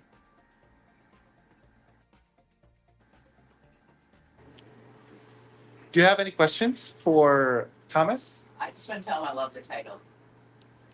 Okay. Hold on. Thomas, did you hear that? Yeah, I heard that. I love the title. I do too. And it's almost like it was a God thing that I didn't realize till this 2 weeks ago, that this was that thought was in our Kairos manual, that they had put that in there probably sometime over the last couple of years. And so it was kind of a God thing that I had titled the book Label or Lifestyle, not knowing that was in one of our talks. It was blessed by the moment for sure. Okay, so anybody else? And thank you for your compliment. Any other questions for Thomas Sheets? Where can we find you? Do you have any website, or Yes. where are your books available? Okay, my email is all one word, tom44kairos@gmail.com, and would cover any comments that you might have or thoughts later on. Also, I have a website through ReadersMagnet. By the way, ReadersMagnet and I have had a long, very profitable or positive relationship, and a lot of my writing continuum has been just in interacting and wanting to promote the last book. I start writing another book. So anyhow, but my website is let's see, on that day Timothy 2:4-6-8, which is the passage from 2 Timothy 4:6-8 that I read just a little bit ago, about Paul being poured out like a drink offering, and thinking about his departure and the things that he has done as a faithful follower of Jesus. And I love the last part where he says, but not only me, all those who long for his appearing. That is, I think, one of the main things that Christians have in common, is this longing to, like the thief would have had to come out of the grave, and that goes back to Daniel 12, first two verses of Daniel 12, about coming out of the dust of the earth to judgment. That he and Peter both talk about this moment of appearing and receiving our salvation at that moment, that we live in the promise of salvation until Jesus comes back and awards salvation to those who have been obedient and faithful in their journey. It's all about the journey, not the destination. Okay. Thank you so much, Okay. Thomas Sheets. A round of applause, please, for Thomas Sheets, author of Christian Label or Lifestyle. Okay, thank you very much. I think my time is up. Okay. Thank you, So Tom. Thank thank you. you all A for round of listening. applause once again. There you go. Okay.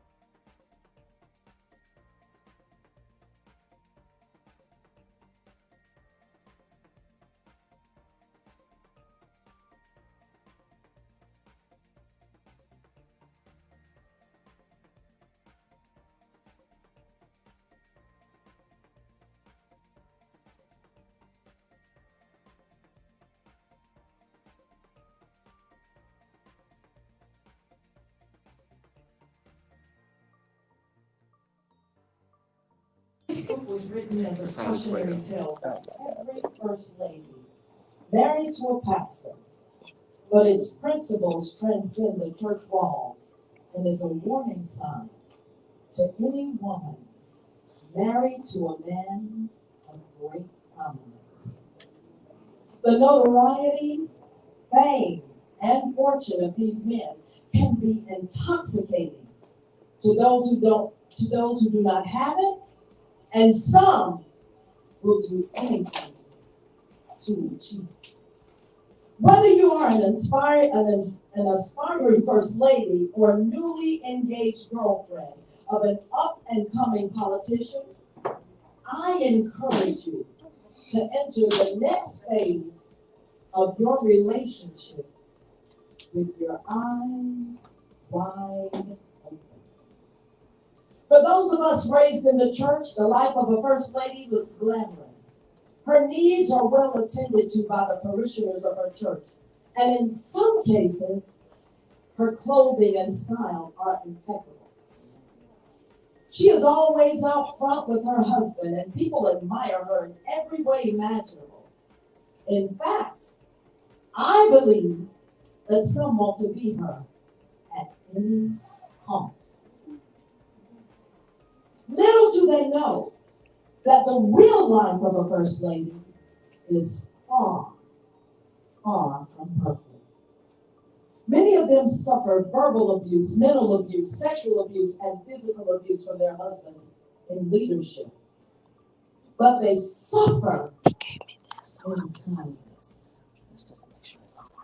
Many will carry these burdens inside while praying that things will get better for their families, since no one, especially the wife of a minister, So is it wants to be become on when I walk up there? divorced. Because I'm going to walk from back here up there.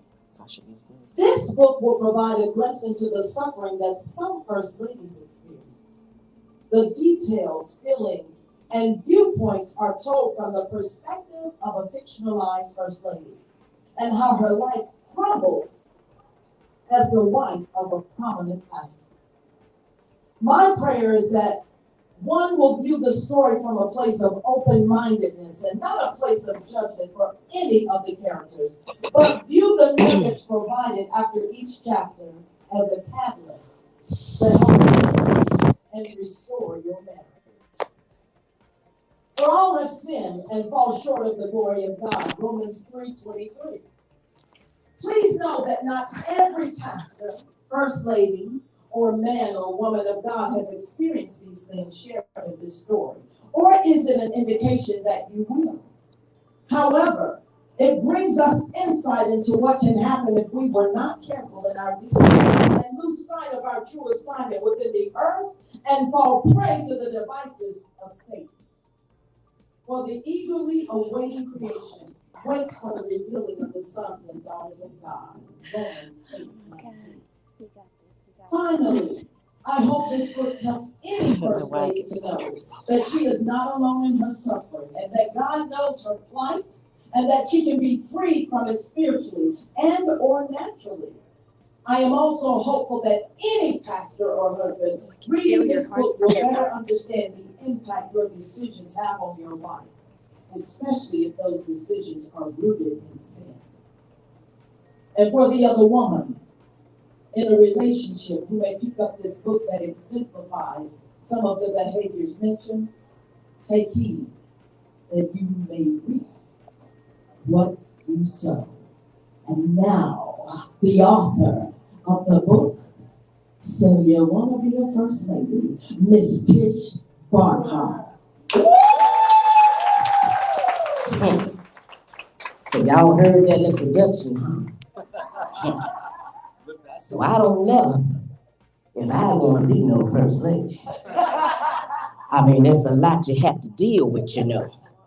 I mean, I'ma just be honest with you, because I was around during that time, and I don't think I could have done it. I'ma just tell you, I might have had to go off. She a good one. I just want you to know, she a good one. Heard that introduction too. I was around. I was around y'all. And I'm gonna give you a little taste of it because I want you to be your own judge of it. You hear me? I want you to be your own judge of it. Uh-huh. Because see, these women's out here, you know, they look at these men's because they got these fabulous cars and all this stuff, and you know, all the ladies want them. And they poor wives got to deal with this stuff. I'm gonna tell you, you better think twice about what you're getting into. Because again, I was there and I saw it all. Y'all want to hear some of it? I'm gonna tell you, I'm gonna give you a little taste of it and let you judge for yourself. Now, it's Sunday morning at Lakeside Baptist Church, Jackson, Mississippi, and service has begun. The congregation is filled with mostly students from the local college in the area, Jackson University. First Lady Carol Smith is sitting on the front row with her children doing praise and worship and begins to think to herself, I can't believe we have been in ministry for 3 years now. Who is this man I married? God, why did you call me to be a first lady? I never would have dreamed of marrying a minister or a pastor. First Lady can tell that the praise and worship service is particularly anointed and strong this morning, but she simply cannot tap into the move due to Sister Mindy, the praise and worship leader who keeps bugging her husband, Pastor Leroy Smith, and has just rolled her eyes at First Lady while leading the song. The young girl constantly calls their house asking to speak to the pastor without even acknowledging her on the phone. There is no, hi, First Lady, how are you doing? Nothing. Just, can I speak to Pastor Smith? During each constant call, First Lady would gaze over at her husband, giving him a blank stare to let him know that she feels that something is wrong. But he never addresses this young lady's behavior, and no matter how much she tells him, she doesn't like it and feels disrespected. First Lady often wonders why there is such a change in Sister Mindy toward her, especially since First Lady has done so much for her. They had always had a good friendship, and First Lady had even felt comfortable enough with Sister Mindy to babysit the children. So this new behavior was certainly unsettling. Sister Mindy has even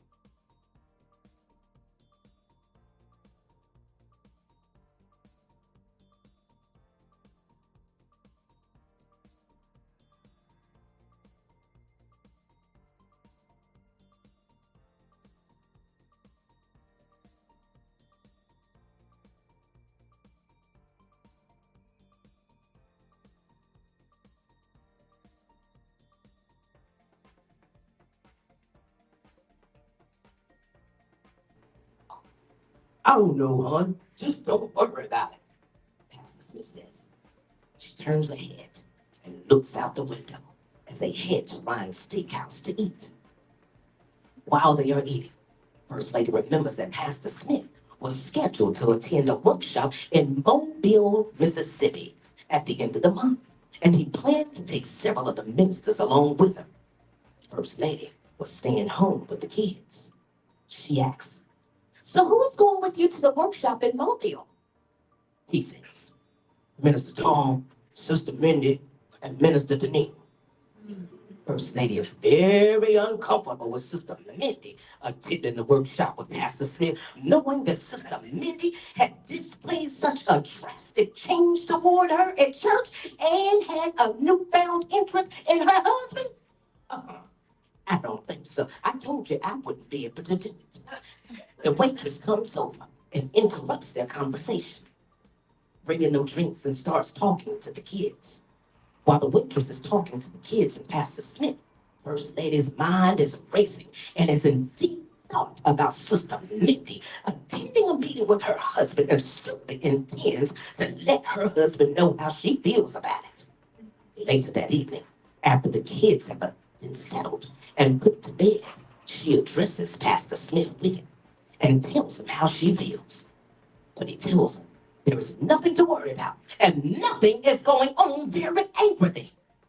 Pastor Smith says, "Just stop it because she's going." First Lady walks away and thinks, why is he disregarding my feelings toward this? I'm sure he would have an issue if I was going somewhere with a man that treated him differently. First Lady prays and asks God to help her and to give her strength. She really wants to call Sister Mindy and give her a piece of her mind and ask if something is going on between them, but she doesn't. Oh, couldn't have been me because I fell up the cloud. First Lady continues to deal with her emotions silently, not telling a soul, as there is no one she can talk to about it. Telling her husband certainly wasn't getting her anywhere. So she just dealt with it, agonizing inside. The next week, First Lady is away on a business trip with her job for a week and reaches out to Minister Deneen about planning the upcoming women's luncheon being held at a nearby hotel. After conversing about the plans, First Lady ends by telling her to enjoy the upcoming workshop in Mobile. Minister Deneen says, "Oh, I'm not going, First Lady.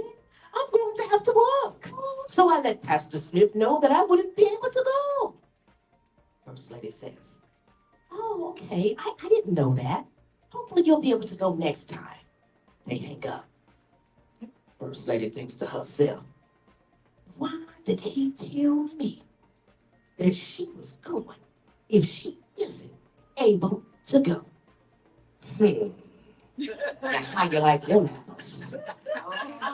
Later that evening, she calls to check on Pastor Smith and the kids and lets him know that Minister Deneen had indicated that she would not be able to go on the trip for the workshop. He pauses and says, "Yeah, uh, she told me she has to work." "Is Minister Tom still going?" First Lady asked. "No, I called him and told him I didn't need him to go now, so I'm only taking Sister Mindy with me," Pastor Smith says. "Leroy, why would you tell him you don't need him to go now? This isn't a good look for you, going out of town to a workshop with a female alone. You should still take Minister Tom along with you or go alone." First Lady says, "I'm not doing anything wrong, and nothing is going on with me and her. And don't go calling Minister Tom behind me either," Pastor Smith says. They hang up. First Lady can't help but think that something is going on with this young lady. The way Sister Mindy has been acting toward her, and now all of a sudden, no one is going to the workshop but him and her. Oh, heck no. She cries in her hotel bed. As Pastor Smith doesn't give two cents about her feelings and how this looks, and drifts off to sleep. After being back in town, she begins getting ready for the night service that was planned. Pastor Smith has a guest speaker coming to bless the house through the word of God. They get in the car and ride to service. They meet in the back with the ministers and the guest speaker for prayer. As everyone prepares to walk out into the sanctuary, Sister Mindy reaches to grab Pastor Smith's personal things he needed for the pulpit before any one of the other ministers could assist. First Lady eyes her with disdain. Sister Mindy's acts were more than coincidental to him, Pastor Smith. They were intentional and purposeful. First Lady knows that Sister Mindy believes that she is now somehow connected to Pastor Smith on a personal level. After the praise team ushered in a powerful anointing, Evangelist Coles began to speak. First Lady is so glad that Pastor Smith has selected her to preach because she was such a true blessing to the church the last time she came. As the evangelist begins to minister, everyone appears to enjoy her preaching, saying amen and clapping their hands. In fact, she is flowing so closely with the anointing as she begins to walk off the pulpit. She misses a step and rolls down the stairs. First Lady tries to hold back the chuckle and tries to quiet the kids down as they laugh out loud pointing at her. Pastor Smith and a few of the men and women go over to help her up. She is a rather large woman, and hopefully she's not hurt. She gets herself together and then begins to prophesy to Pastor Smith the great things the Lord is doing. Then suddenly, she reveals openly and to the entire congregation that she prophetically sees a young lady in the church. Whoa! Now, for the rest of it, you're going to have to get the book right here. This is it. You just want to get ready. And then we'll find out the rest of it. Oh,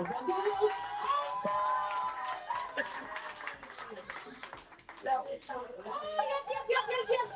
So. I'm so glad that you guys enjoyed the reading. So I want you to be tuned in for the audible version of it. Of course, I'm every voice in the book. Hopefully, this will be out on next month. It's actually completed already, but we've got to do some tightening up on it, for Amazon for it to be uploaded. So, all 24 chapters. Now, if you just got a little taste on the first 5 pages here, it's loaded, okay? That's all I'm gonna say is it's loaded. Pow, pow, pow, shots fired, right?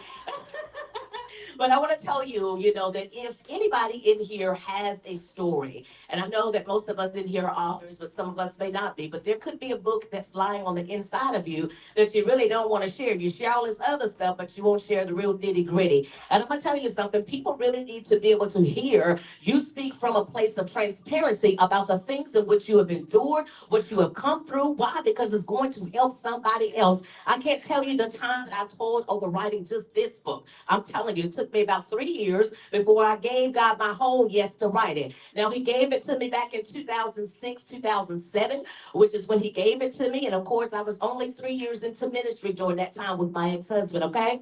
And so now, hindsight, now I see how the purpose of it, has come together, the assignment really that God has called me to with it, because it is going to bless men and women everywhere. Now, I know the title says, So You Want to Be a First Lady, but trust me, honey child, there's some nuggets in here for the men as well, because sometimes I don't think that we really listen to our spouses sometimes, or our significant others sometimes. We have eyes like that of an eagle. We can see things from afar off. We can tell you, hey, this get ready to happen. This woman is this, that. Because we are a woman. I want you to understand that, okay? We are a woman, so we know how women act, okay?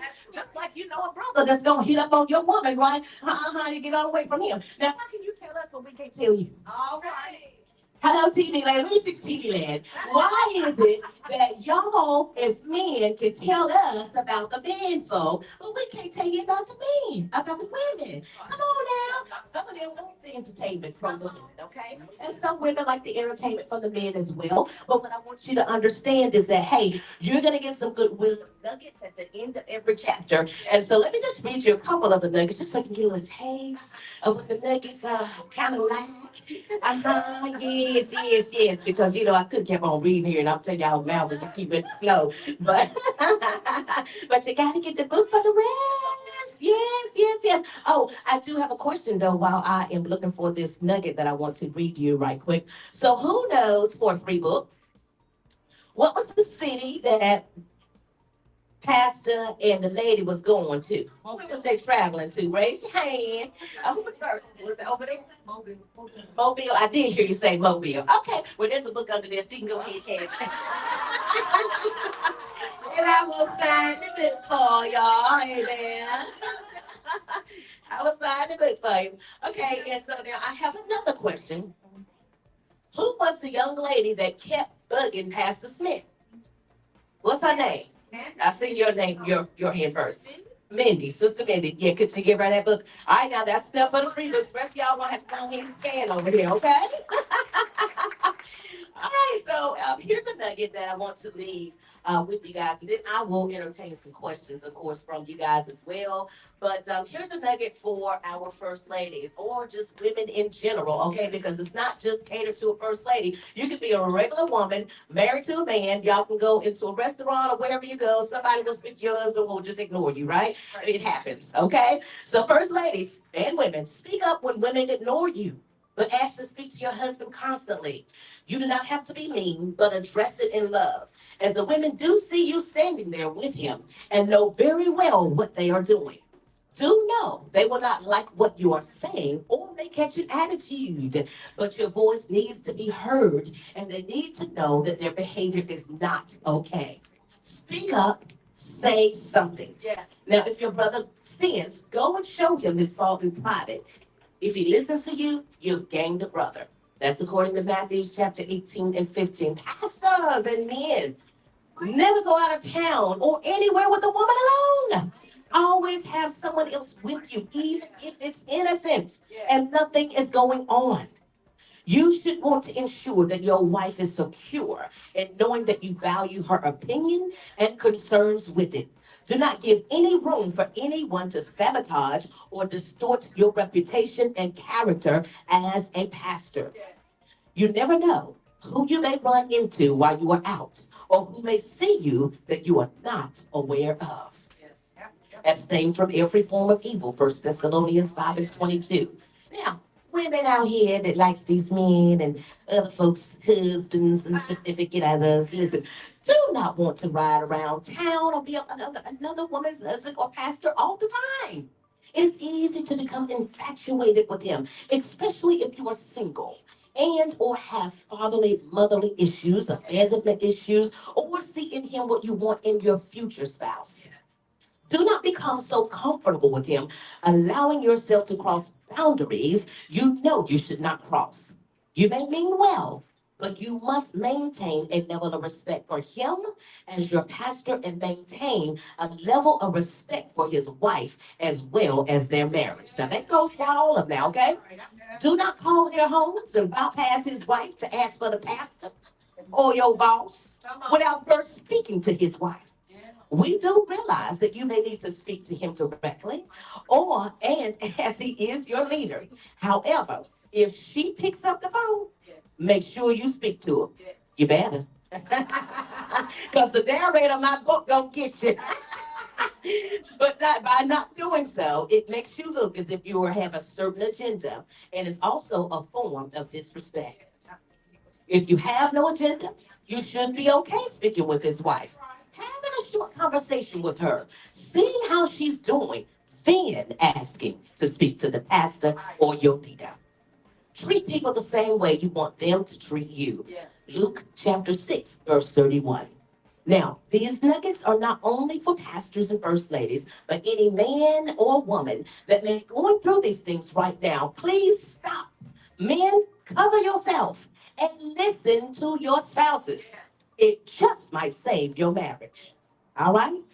Ladies, if you find yourself fantasizing about another woman's husband and doing things you know you shouldn't, it's time to back up and not allow yourself to fall into the mousetrap. Once you get trapped, it's hard to get out of it. No matter how much you try to wiggle out of it, it's got you.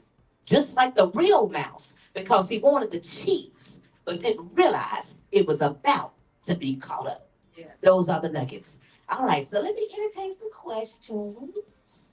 Anybody got any questions or comments? Okay, Deb, I should have known. So I love what you did with that. Thank you. Because I have similar things I've been through. Mhm. And it's really hard to write that in a book when you don't want to take out the other person, you know, that you might have been in relationship Right. with. Right. So I wanted to compliment you on that, and you've given me ideas. Absolutely. Hey, this is what a bunch of stuff I need. absolutely. And this is what these forums are about. So I am so appreciative of Readers Magnet having platforms like this for us as authors to be able to come and really glean from other authors. That's right. Glean from other authors because I don't know everything. You know, I can't wait to connect with Jill. We got to get your number after this, okay? Because yesterday kind of left and we didn't get to get it. So today, let's make sure we get it. Because I tell you, listen, when y'all see me next time, I'll be kind of slim like Jill, right? You're gonna be like, who that? That ain't Jill. She don't what? She must be on drugs. That's the first thing they say, right? When they slim down, she on drugs, they looking right now. It's just that I made a lifestyle change to try to stick with it, you know? I'm gonna try to leave the ice cream alone. But you know, since we've been here, I mean, it's just, we just have the ice cream alone. When we go back to North Carolina, I'm told we're gonna find a gym, all right? So, all right, so thank you. But yes, most definitely share that, you know, and there's a way to do it, you know, because I tell this story from a fictional standpoint, right? Because that way you are covering any parties or whatever that may be involved or whatever, because you never want to bring any harm to any person or anything like that, right? So people don't know these names of folks or you know anything like that. But this is the most important thing that you got to know is that you got to get the story out. Yeah. See, it's the enemy that speaks to you and tells you that this is gonna bring harm to this person or this person gonna say this or whatever the case is. But listen, that's one. When you got a multitude of people out here that are in that same situation that you're in that need to hear your raw, authentic story. Yes.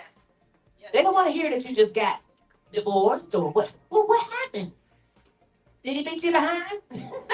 You had a question. So I know that you said like you can like write your based off your experiences and the nitty gritty, but do you ever like get afraid? Like, I'm a writer myself, and sometimes I think like, oh, I want to base this character off of somebody that I came across or somebody that I know personally, but then I'm like, if this gets published one day and they happen to read it, I don't want them coming at me being like, why are you, why'd you portray me like that in your story? Like, you ever get afraid something like that is gonna happen? Well, you know what? I used to be very fearful, of course, about this book. I didn't want to do it, but I know that God gave it to me in 2006, 2007. I still have the same book I wrote it in many years ago. The book was just published in August of last year, right? So I did go through those times of feeling like that. And that's what I'm saying. I did. I felt like that. Oh my gosh, I'm so worried about this and worried about that. And I spent many nights crying because I did not want to do this book. Really, I did. Literally crying. I have three boys, and of course, our separation and divorce, the boys were with me and everything. And so I called my boys into my room one day, and I just broke down and just started crying. I was saying how, God called mom to write this book, and I'm just scared to do it. I'm so scared to do it. I literally booed and cried. And so my three sons were sitting on the floor in my room, and my oldest son said this to me. He was like, Mom, write your book. Because at the end of the day, you're a single black female raising three boys by yourself. So it freed me because I wondered what it would do to my boys, sharing, different things or what have you. I wondered about all those things. But at the end of the day, honey, you got to be okay because if God called you to it, guess what? He is going to take care of it. He's going to take care of it. I don't care what they say, what they do, or whatever. This is how we learn. Haven't you heard things on television or in a place like this, somebody talking about their story and sharing, and it hits where you are? Right. They had to have the confidence to be able to do it and to be able to share, and so do you. So I want you to go home, put the pen to the paper. Don't worry about what nobody about to say about it because it will excel. You tell the story and let it bless somebody else. And here's the other thing. Now, if they didn't want it told, maybe they should have done it. That part. Maybe you should have done it. Okay? That's about all I'm saying there. Anybody else got any questions? I know my time is probably, okay, I got 5 minutes, they said. Hey, we got 5 minutes to spare. All right, anybody else? Okay, Jamie. It's not a question. Okay. It's kind of a statement. What if? I sit there, I'm at a church, and I've been going there for 19 years, and I see my pastor, and I see my pastor's wife. I sit there and I go, if I ever get married again, would I want to be a pastor's wife? Ooh. And I sit there and I go, no. You know why? Because she sits over there, he sits up there. I want a husband that's sitting next to me in church. All right now. Hey. Think about those things. Uh-huh. When you want to be with them. Uh-huh. You don't, poor thing. She has to sit there and put up with that. Right. There are times during special things a week she does get to sit with him. Right. But it's for her protection. Mm-hmm. We have crazy people out there. Mm-hmm. And believe it or not, we have deacons and we have mission that are dressed, okay, but they carry guns. Absolutely. We have crazy people that come in and can kill her or him. Absolutely. You have to think about those things too. Absolutely. Now, this is why y'all need to get the book because you just hit on something in chapter 2 of my book. Talks very thing about that. A person comes in literally with a knife. Yes. Yeah. Yes. We're all trying to figure out what's going on here. And so around chapter 6 or 7, you find out why. But that's why you got to get the book.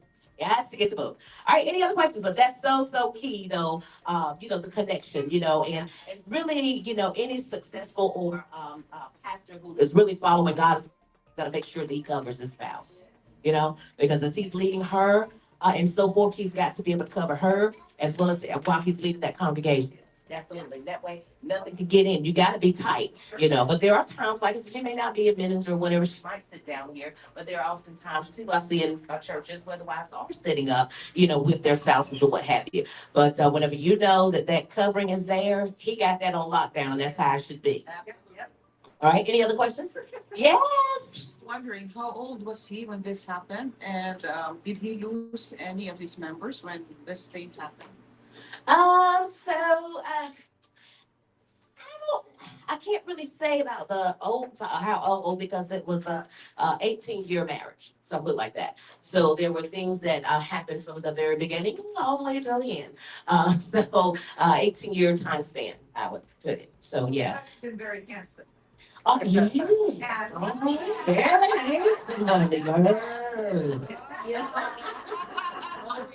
Very charismatic, I bet. Yes, charismatic too. Oh, damn, she all in the Kool-Aid. Already got 2 minutes, you guys. What else you got? Happens, it's hard. Okay, yeah. I would love to see this as like a play or a movie. And there it is. And there it is. Connect with like, production companies. And there it is. There it is. Listen, you with the Kool-Aid here. So that's the next step for us. That is definitely the next step for us. So stay tuned for that as well. I think it has what it takes to be able to make production. And so, hey, that's what we're looking to do. Absolutely. Absolutely. All right, anybody else? How did y'all enjoy the read? It was wonderful. Good. All right. Jill, did you have a chance to start reading on the book yet? I have it with me. Oh, on the way home. Yes, you're going to find out what happens next. Love it when we have to leave a cliffhanger at the end. Just give me everything, right? Well, listen, thank you guys so much for listening and get your books, you can scan over there. And listen, if you know somebody else, that this might benefit, please don't be selfish. Get it for them and give it to them so that you can help free them. I'm telling you, I've had many First Ladies friends even that this has helped and has called and said, oh my gosh, you just said what I told my husband last week. It's that deep, and that gives me just such great pleasure knowing that I followed what God said, because he said he called me to help First Ladies. And guess what? She was a First Lady. Okay? All right, then. Hey, bye for now. See y'all in a minute. Once again, Tate Barnard, a round of applause. Our next author is the author of the book, Flying High Over the Cotton Field. The book describes his life and how his work ethic, creativity, and dependability allowed him to go from plowing cotton fields to ex-VP sales for marketing and technology at Delta Airlines. Bob spent his early years in Sargent, Georgia, and handy communities. He attended Western High School and Alabama Christian College, and he also completed the executive master's degree at Kellogg Business School. He enjoyed a 42-year career with Delta Airlines, which began when he was hired as a ramp service agent in April of 1956. Bob retired from Delta in May of 1998, and at the time of his retirement, he was Executive Vice President of Sales, Marketing, Planning, and Technology. In this role, he was responsible for Delta's expansion with a strong emphasis on international growth and partnerships with international airlines. Robert couldn't make it today, so he sent us a recording of himself for about 15 minutes. And I hope you guys will enjoy listening to his recorded video while ReadersMagnet staff is going to hand out some snacks while you enjoy your break. My name is Bob Coggin, and I'm here today to present some information about the book I have written called Flying High Over the Cotton Field. And I want to thank ReadersMagnet for presenting my book at the LA Times Book Festival. I live in Newland, Georgia, where I have lived since 1979 with my wife, Millie, and my son, Jeff. I should say my late wife, Millie, who passed away a few weeks ago. My son, Jeff, graduated from Newland High School before going to college and enjoying a very successful career in the travel industry. I was born in Sargent, Georgia, which is a textile mill village a few miles west of Newland. Where my father worked there when I was born there. Unfortunately, my parents had a lot of marital issues and ultimately divorced by the time I was in the second grade. And by the time I was in the second grade, I had been in several schools, including 4 different schools the year I was in the second grade. Based on all this turmoil, the decision was made for my brother Gary and I to live with my Coggan grandparents. We continued to live with my Coggan grandparents for a couple of months until my dad came to get us after he had remarried. He married a lady named Vera, who is very, very kind, very sweet, and good to us. And Gary and I enjoyed a better life the next 3 or 4 years than we had in a long time. About the time that I was finishing the 6th grade, my dad leased a very large farm down on the Chattahoochee River, which he planned to farm while he was working as sergeant. He expected all of us to be out there working as hard as he did. He didn't take in consideration the fact that we were children, but he expected a lot of work from us. To the point that I got so tired of plowing that mule that when I turned 17 and a half, I enlisted in the Air Force. And I had been in the Air Force approximately 2 years, not quite 2 years, when I got word that my mother was having some emotional problems and financial problems and really needed some assistance, which she wasn't getting otherwise. With that in mind, I applied for a hardship discharge so I could go home from England. I was based in England at that time, go home from England and take care of my mom, which I did. I went back and helped her get her life straightened out, and went ahead and got involved in my life. When I returned to Atlanta, I was able to secure a job as a truck driver, which I really didn't care for. And I liked it even less when I found out that Delta was hiring. And I applied for a job at Delta as a ramp service agent and was offered a job provided I could report to work the next day. Unfortunately, the trucking company I worked for required a 2-week notice if you were going to leave so they could replace you. But after talking to the Delta guy, I found out that the job they wanted me to take was an evening job starting at 6:30, 7 o'clock. So I accepted the job, and for 2 weeks I drove the truck in the morning and I worked for Delta in the evening. And so that worked out really well. The job that Delta offered me was a ramp service agent, which involves loading and unloading airplanes, which I did for the next couple of years. Starting the ramp service agent job in April of 1956 was the beginning of a 42-year career with Delta Airlines, which involved a number of different positions in a number of different cities. And when I retired in April of 1998, I had 42 years of service with Delta. Those were 42 great years, and I was able to take advantage of many opportunities that Delta offered because they recognized my willingness to work hard and do whatever job needed to be done. Earlier, I made the comment about one of the things that helped my career was being willing to do whatever needed to be done. And also, I referenced before being in the right place at the right time as being a real success factor.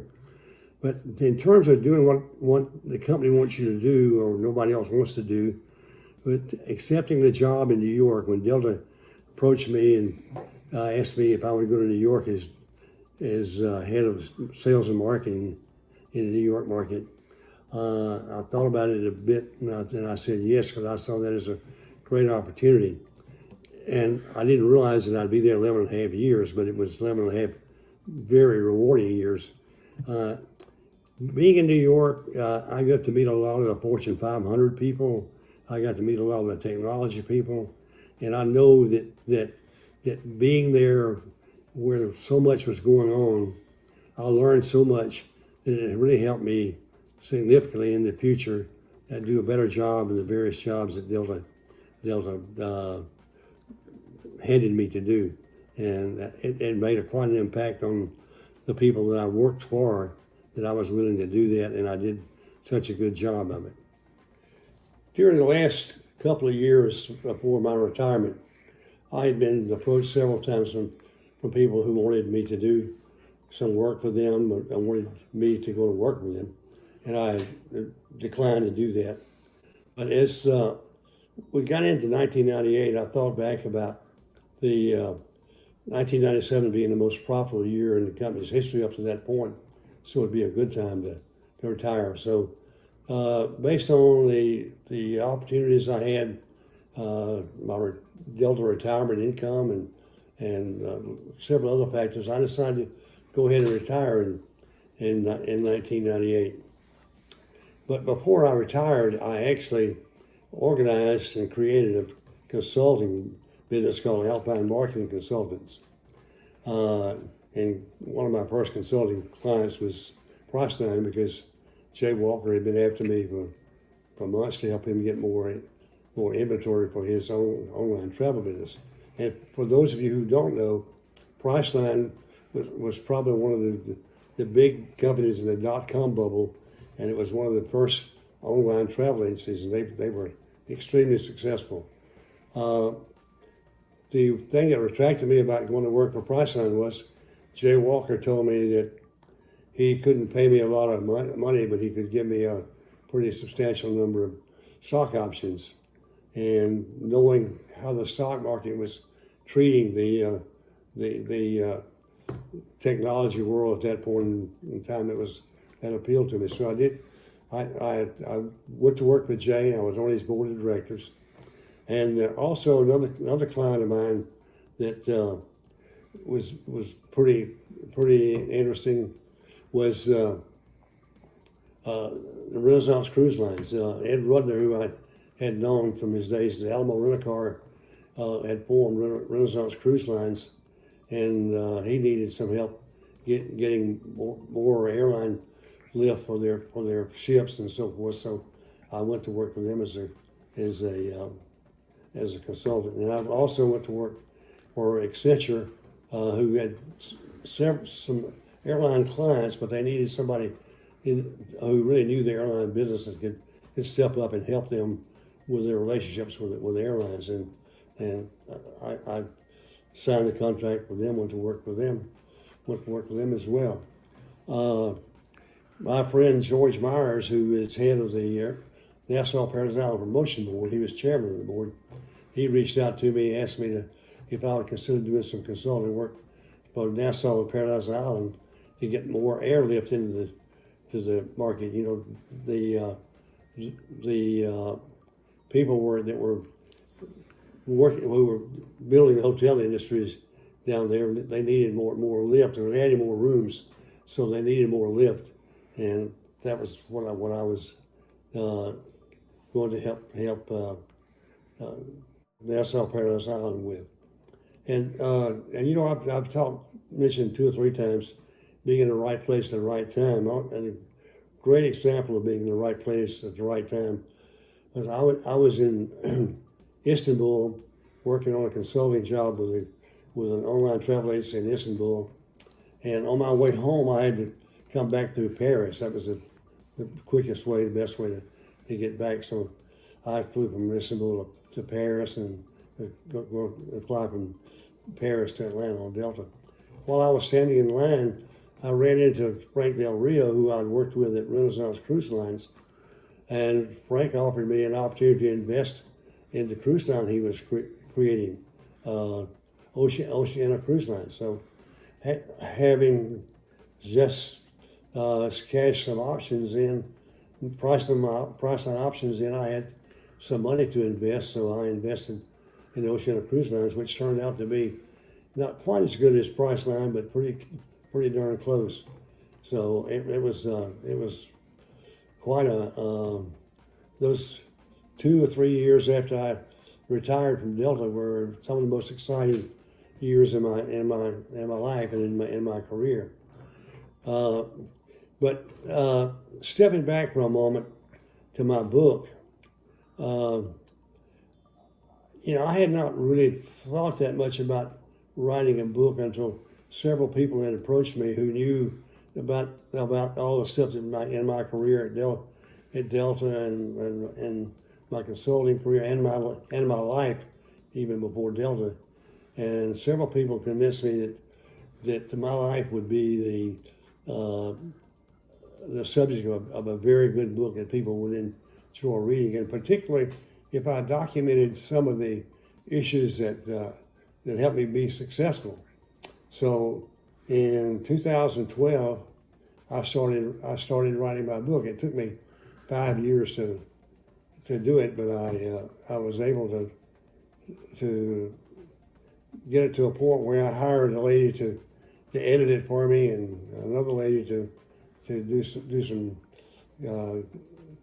put some photos in the book, but it turned out to be very good. And the book signing deals that I got involved in and the industry stuff that I got involved in with the book turned out to be pretty good. The one question that most people have asked me is, Bob, how did you remember all that data? Where did you get all that data you have in your book? Well, a couple of things. Not everybody will agree with this, but I have a pretty good memory. I remembered a lot of stuff that I had done, especially in the last 10 years before I retired, and a lot of that is in the book. And the travel industry data is available to almost anybody who wants to reach out to use it, because the government requires so much data collection that it's pretty easy to get a hold of the data.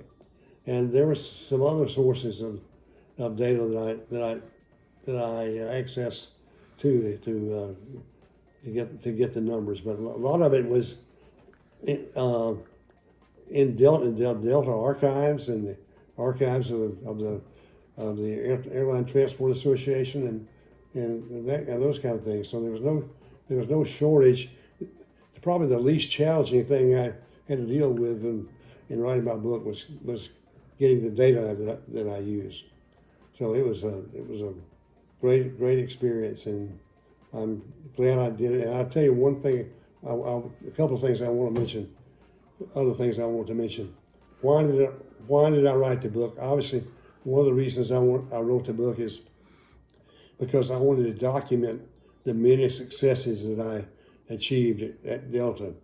And there's an old saying is, too soon gone, too soon forgotten. And I didn't want a lot of what I had achieved at Delta and what I had done forgotten, so I wanted to document it.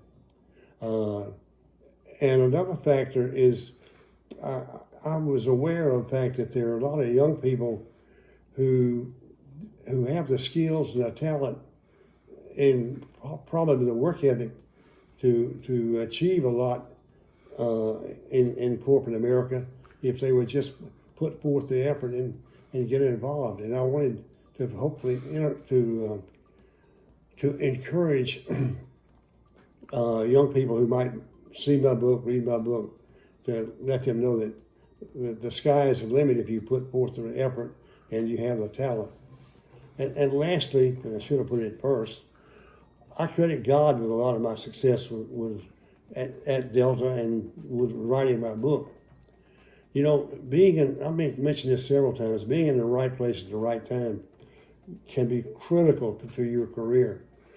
And I can't name the number of times that I was in the right place at the right time and got credit for doing things or achieving things that I shouldn't have even been involved in had I not been in the right place at the right time. So I could probably go on with several other issues, but those are the three that I would say were most important.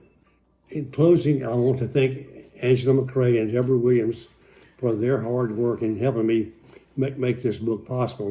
Without their work, without the time and effort they put into this book, it would not have happened. And I wanted to thank them profusely for their hard work. I want to thank ReadersMagnet for making it possible for my book to be displayed at the LA Times Festival of Books. I am really, truly most grateful that they've given us this opportunity. And I want to tell you also, if you want to buy a copy, you can go to Amazon. Amazon is still selling my book, so please feel free to go there. And the book is only $20. And thank you all for watching this video that we've created. And God bless.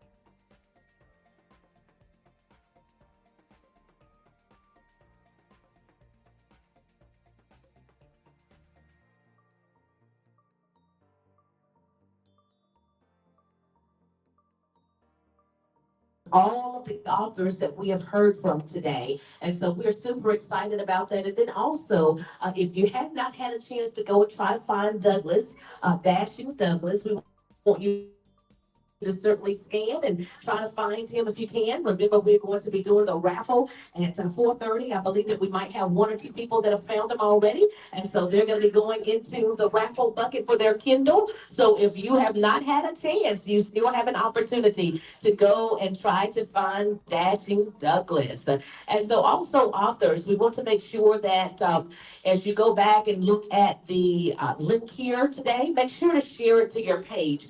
Those of you that are listening to us and just tuning in with us for the first time, of course, we're on day 2 here with Beverly Hills Book Confab, where we have been listening to authors all day share about their books. And so they have had some great content, some wonderful, wonderful things and nuggets that they have dropped. And so we're certainly excited about everything that we're doing here at Reader's Magnet. And so without further ado, we're going to go ahead and get ready to receive the next author that we're going to be listening to.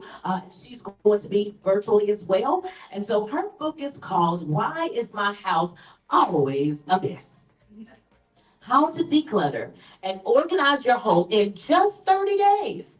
Ask Graham, she'll know. Are you tired of living in a constant state of clutter and chaos? Wondering why your house is always a mess? Are you seeking a clear, step-by-step plan to declutter and organize your home quickly and efficiently? Look no further. Why is my house always a mess? How to declutter and organize your home in just 30 days is your essential guide to achieving home organization and storage perfection. Now about the author. Joan Becky has been a hands-on pastor, mentor, counselor, coach, and friend of over 45 years, helping hundreds of people from all walks of life put their lives back together again. 15 years of her 46 years of serving people has been spent pastoring and working with the Salvation Army, practically helping families in many different cultures and different situations. She has helped many families downsize and organize their homes and lives and mentored and coached others to get their lives back on track emotionally, physically, financially, and practically. So without further ado, let's give a round of applause for Joan Radke.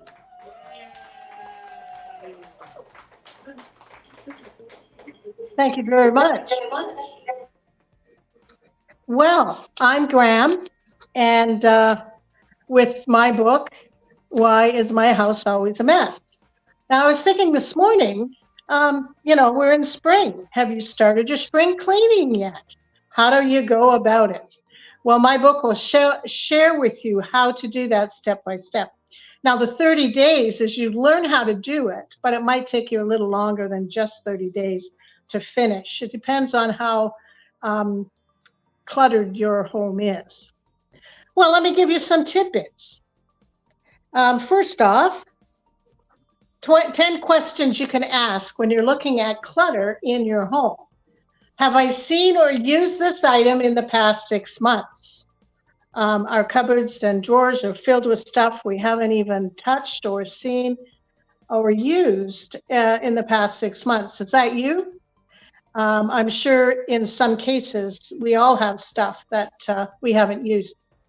Do I find this item useful right now?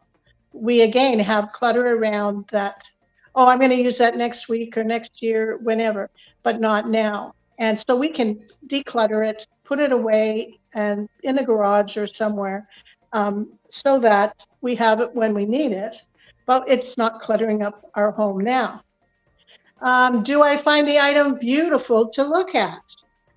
If somebody's given you a knick-knack and you don't particularly like it, why do you have it hanging around?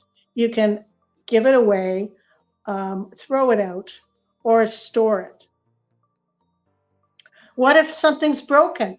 Will I repair this item immediately or just let it sit waiting for me to repair it? Chances are you're not going to repair it. You might as well throw it out if it's broken. Do I feel guilty tossing or donating this item to someone? So if you feel guilty about tossing it and throwing it out, maybe you can donate it to a local thrift store or to someone who needs it. Is this an item that needs to be properly stored? There are some things that need to be stored because they're fragile and you need to wrap them up before you store them. Other things you don't need to do that with. But that's a good question to ask. Is there someone I know who would love this item, who could use this item? That's a good question to ask as well. Do I have a duplicate of this item that I can give away? I don't know about you ladies, but I know if I go in my kitchen drawers, I'll have more than one spatula, different things I have more than one of, and I don't need more than one. So I could, get rid of the ones, give them away to the ones that haven't, that would need it, right? Because we all have people in our lives that could use things. And if not, we could always give it to the Salvation Army or a local thrift store. Are there stains or rips in this item that need extra care? Will I be able to get the stain out, or is it for the rag bag? Yeah, the rag bag. Will I be upset if I get rid of this item? I remember when my mother died, and I got a lot of her things. And it took time for me to be able to let go. And it does. But, the next year when I went through the drawer and there's Mom's thing, I could get rid of it. And not as soon as she died, but a year later, I don't really need this. I can give it away, depending on, what it is. We have lots of things in our life that are like heirlooms that we want to keep. And we can store them in a prominent place, in a picture box or picture frame or whatever. There's lots of things that we have that we can store and let other people see. Like I have, for instance, 2 picture frame boxes. So they're bigger than a picture frame. They will keep things in them. So I have one for my mother and my mother's side of the family, and one for my father and my father's side of the family. And they were on my wall. And so it's got some things nostalgia-wise of my father's, his pocket watch, his knife, pocket knife, pair of glasses, his watch, that kind of thing. And for Mom, a perfume decanter, a picture of her when she was a child, and different things like that. We all have things that we cherish, and we could put them in a prominent place, not in a box somewhere, but to be able to prominently place them for other people to see as well. Well, if you're going to do some spring cleaning, there are some things you need to remember. First off, don't get overwhelmed. You take a breath, you breathe. Okay, how am I going to start my spring cleaning? Well, you set a day or a time to start and you go for it. You write a list of all the rooms you need to declutter and list all the areas in each room you need to declutter. For instance, closets, drawers, cupboards, don't forget them. Decide which area in which room you want to start with first. My suggestion would be to start small. Start with a drawer or a closet or a cupboard. So the way I declutter, I get 4 boxes or 4 bags, garbage bags. So one is a garbage bag, One is to give away things, one is to sell, and one is to keep. Sometimes I'll just take an area of a room and put a little tag on them. And okay, this is garbage, this is giveaway, this is sell, and this is keep. And as I go through a drawer, as I go through the room, I put them in those 4 different piles. And when the boxes are full, I remove them from the room that I'm decluttering. And so if they're going to go out, I put them in my car right away. I don't put them in the garage and wait. I put them in my car. These are going to the thrift store. These are going to be given away to my niece, that kind of thing. So as you start to sort through your stuff, one item at a time, use the question sheet, which I just read, to help if it's difficult to let go. A second area in that same room, then go to the third area, and so on. And before you know it, your room is nice and decluttered, nice and tidy. Then you go to another room and start there. Now it's interesting, this week I am babysitting or dog sitting. And so I went to my friend's house to look after her dog. And I was very surprised at how neat and tidy her house was. This friend is like family, and I've known her for years. And there was always clutter here, clutter there. But I was very pleasantly surprised to go in and see all the clutter gone, and what a difference it made. We don't see our own clutter half the time. And it does make a difference when people come into your home, not to see all these papers, all these knickknacks and all of that stuff all over the place. So be intentional. Take 15 minutes a day. You say, well, I don't have time to declutter. That's one of the questions, the excuses people made. Well, make time, just 15 minutes a day. How much time do you spend watching television or Facebook or, on your computer? Well, take some of that time, 15 minutes a day or half an hour a day. Start small with a drawer, whatever. How often would you advise to do some spring cleaning so that clutter wouldn't accumulate in your home? Well, I suggest that you kind of have a mindset of decluttering. So once your house is all decluttered, once your spring cleaning is done, you're ready to keep on top of it.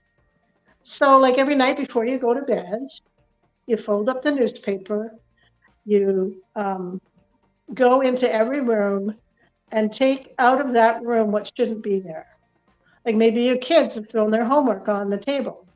Maybe there's a coat there, or just things from a different room have gotten into your living room. Things from a different room have gotten into your kitchen, et cetera, et cetera. So go through your home and put the things that are not supposed to be in that specific room into the room it's supposed to be in. If you do this every night, in the morning when you wake up, you start fresh again. The dishes are done, your kitchen is clean, your bedroom is clean, your bathroom is clean to some extent. And so once your house is clean and decluttered, you can keep on top of it very quickly. Now, if you read my book, you'll see that there are chapters to do with different things, like papers, your bills. What do you do with your bills? Do you pay them when they come in, or do you let them sit? Where do you keep your mail? Do you have a slot somewhere or a box somewhere, or some people use a drawer? And so every time the mail comes in, they throw it in the drawer, and then once a week they clean their drawer out. It's how you do.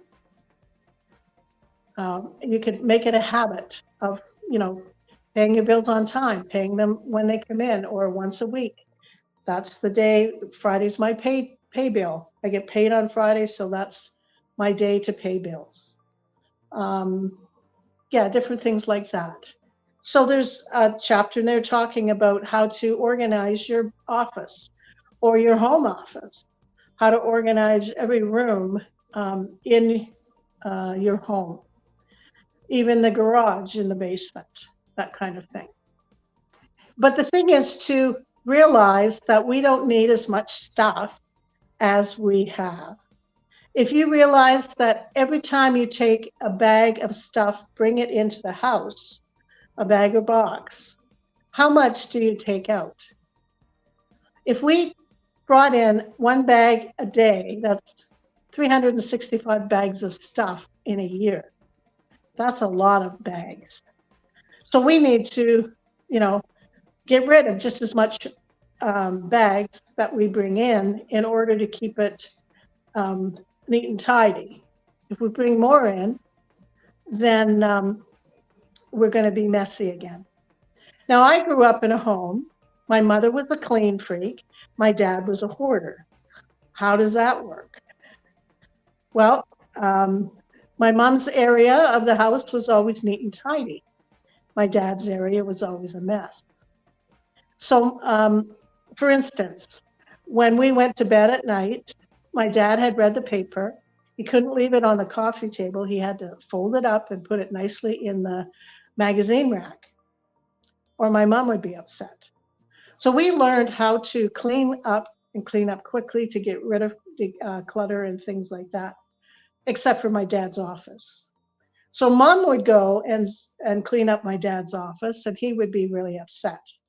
So she decided she'd get me to clean up his office. And so I would try. She'd say, Joe, why don't you go and clean up your dad's office? And I love doing stuff like that. So I did.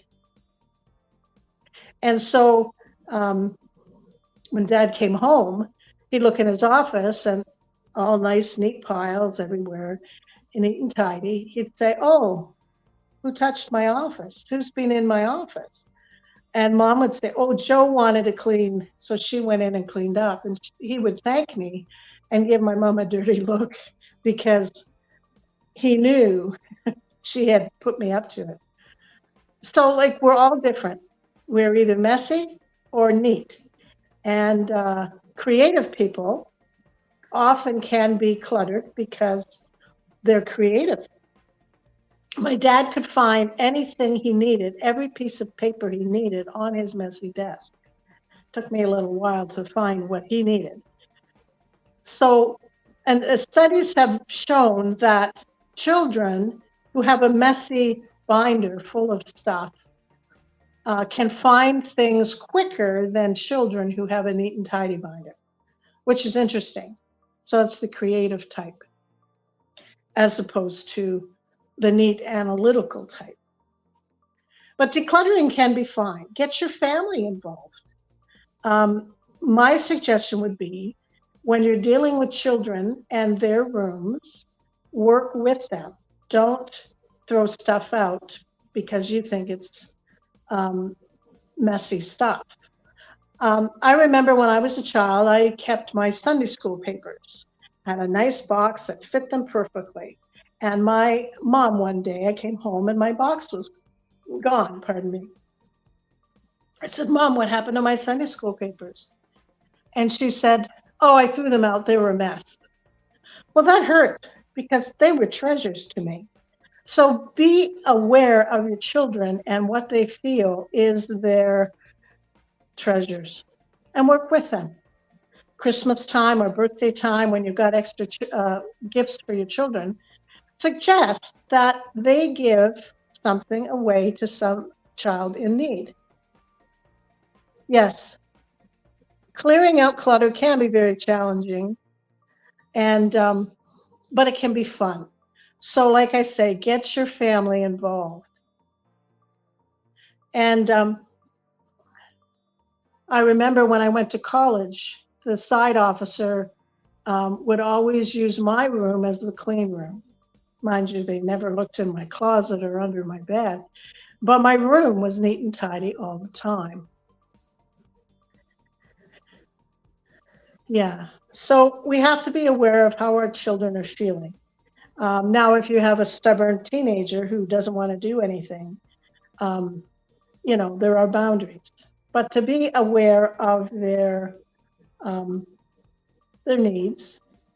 So I remember as a kid going to my friend's house. I had two friends. I had more friends than that, but two friends that I remember their playrooms. One was in the basement, and she had her playroom. Half her playroom was a store with things you could buy with a little machine, cashier machine. And you could go around with this little cart and buy food, and not real food, but pretend food. And so that was hers, neat and tidy. And then the other girl, she had bins. Everything was in a bin. Her artwork was in a bin. Her dolls were in a bin. So it was fun. I thought that was a really cool room. And you can do that with your children. But work with them. Ask them, would you like bins for your stuff? Or drawers, or how do you want to do it, right? And get them involved in picking up their toys and putting them in the bins, putting them on the books on the bookshelf and stuff like that.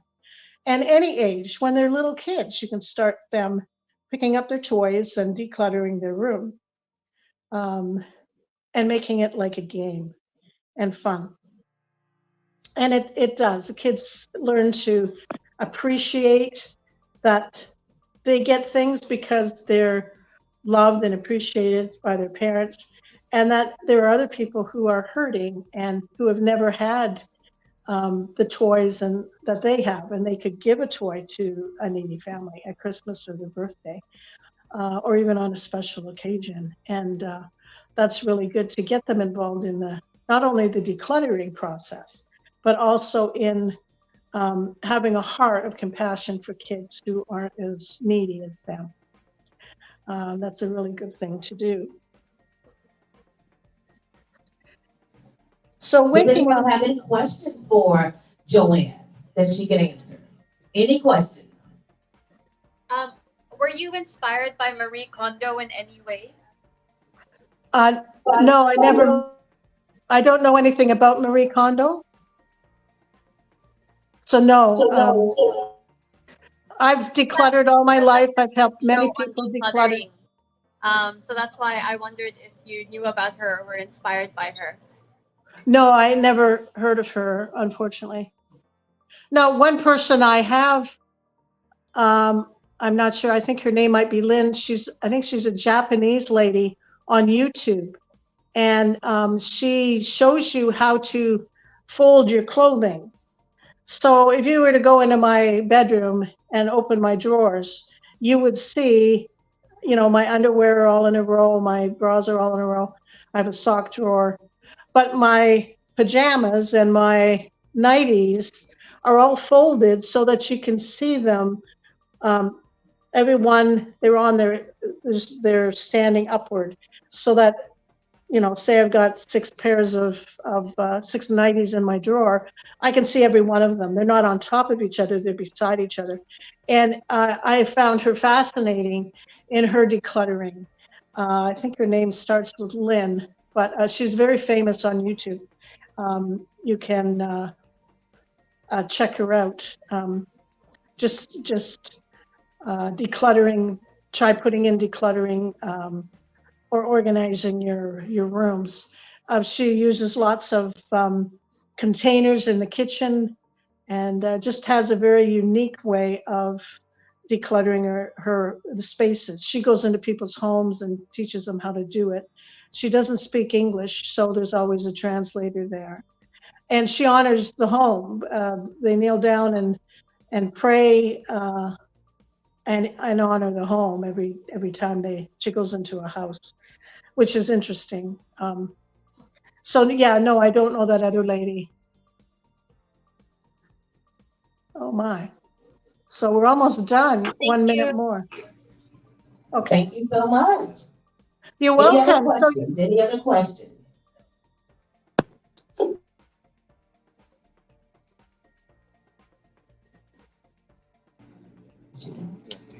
Thank you so much, Joan. Okay, I just want to say one with us about your book, Why Is My House Always a Mess? And so definitely I want you that are tuning in with us, if you want to know how you can clean up your house. Listen, we got a lady here that has written a book and giving you some good tips on how to declutter your house. All right, so we're going to present our last author for today, and that is none other than Dr. Michael Franklin Barrow. And so his book, I'm giving some instructions.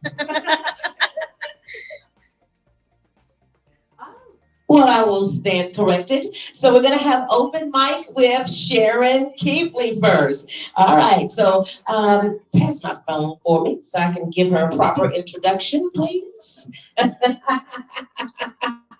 Did you guys enjoy that on learning how to declutter your house? Yeah. I know that's right. I know some probably, but you know. Hey, I'm just being real, you know, sometimes they are, right? I mean, you know, when people come over, you be running trying to clean up, right? So that means your house is a mess.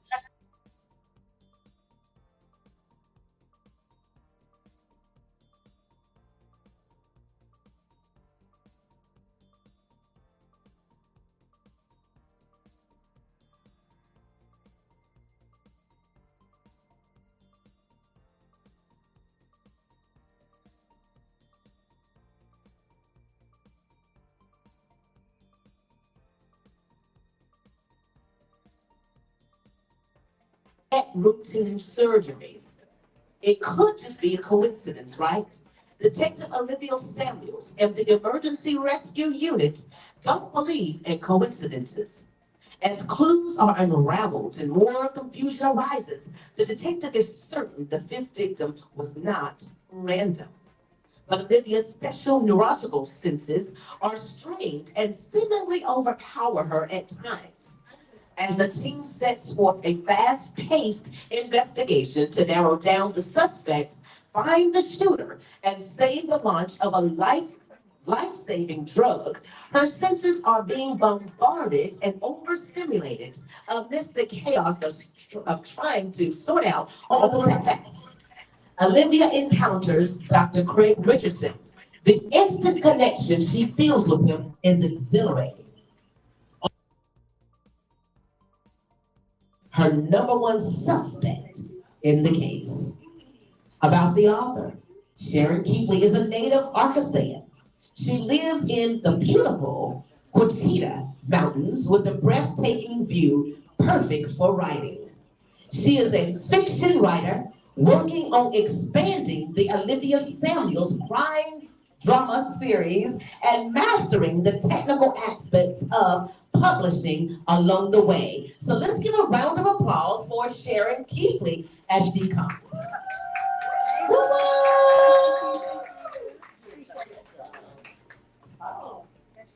Let's see if I can figure this mic thing out here. Technological difficulties, y'all. Been there, done that, haven't we? Everyday life. Well, I am Sharon Keepley. I am from a small town in central Arkansas, Hot Springs Village, not too far from Hot Springs, Arkansas, which is well known for all of our underground hot springs. We have some of the most wonderful natural water that you will ever have. People come there in droves just to get the water. So it's kind of really a cool place. Plus it's situated in the Washington Mountains and it's so beautiful. So if you ever have an opportunity to come, it's about an hour west of Little Rock and it's a beautiful place to be. So, Colors of Deceit. This is my first book. I released this book March 19th of 2020. And I've written 4 books since then, 4 additional books in this series since then. What was going on in March 2020? Anybody remember that? Well, this book was released March 19th. Our governor pretty much shut our state down March 15th. So it was like a crazy time to launch a first book. From someone who didn't know anything about book launches or anything else, it was an experience. But I have listened to so many people here today talk about their why they wrote a book and their calling, and oh my gosh, it's just so inspirational. And that didn't happen to me at all.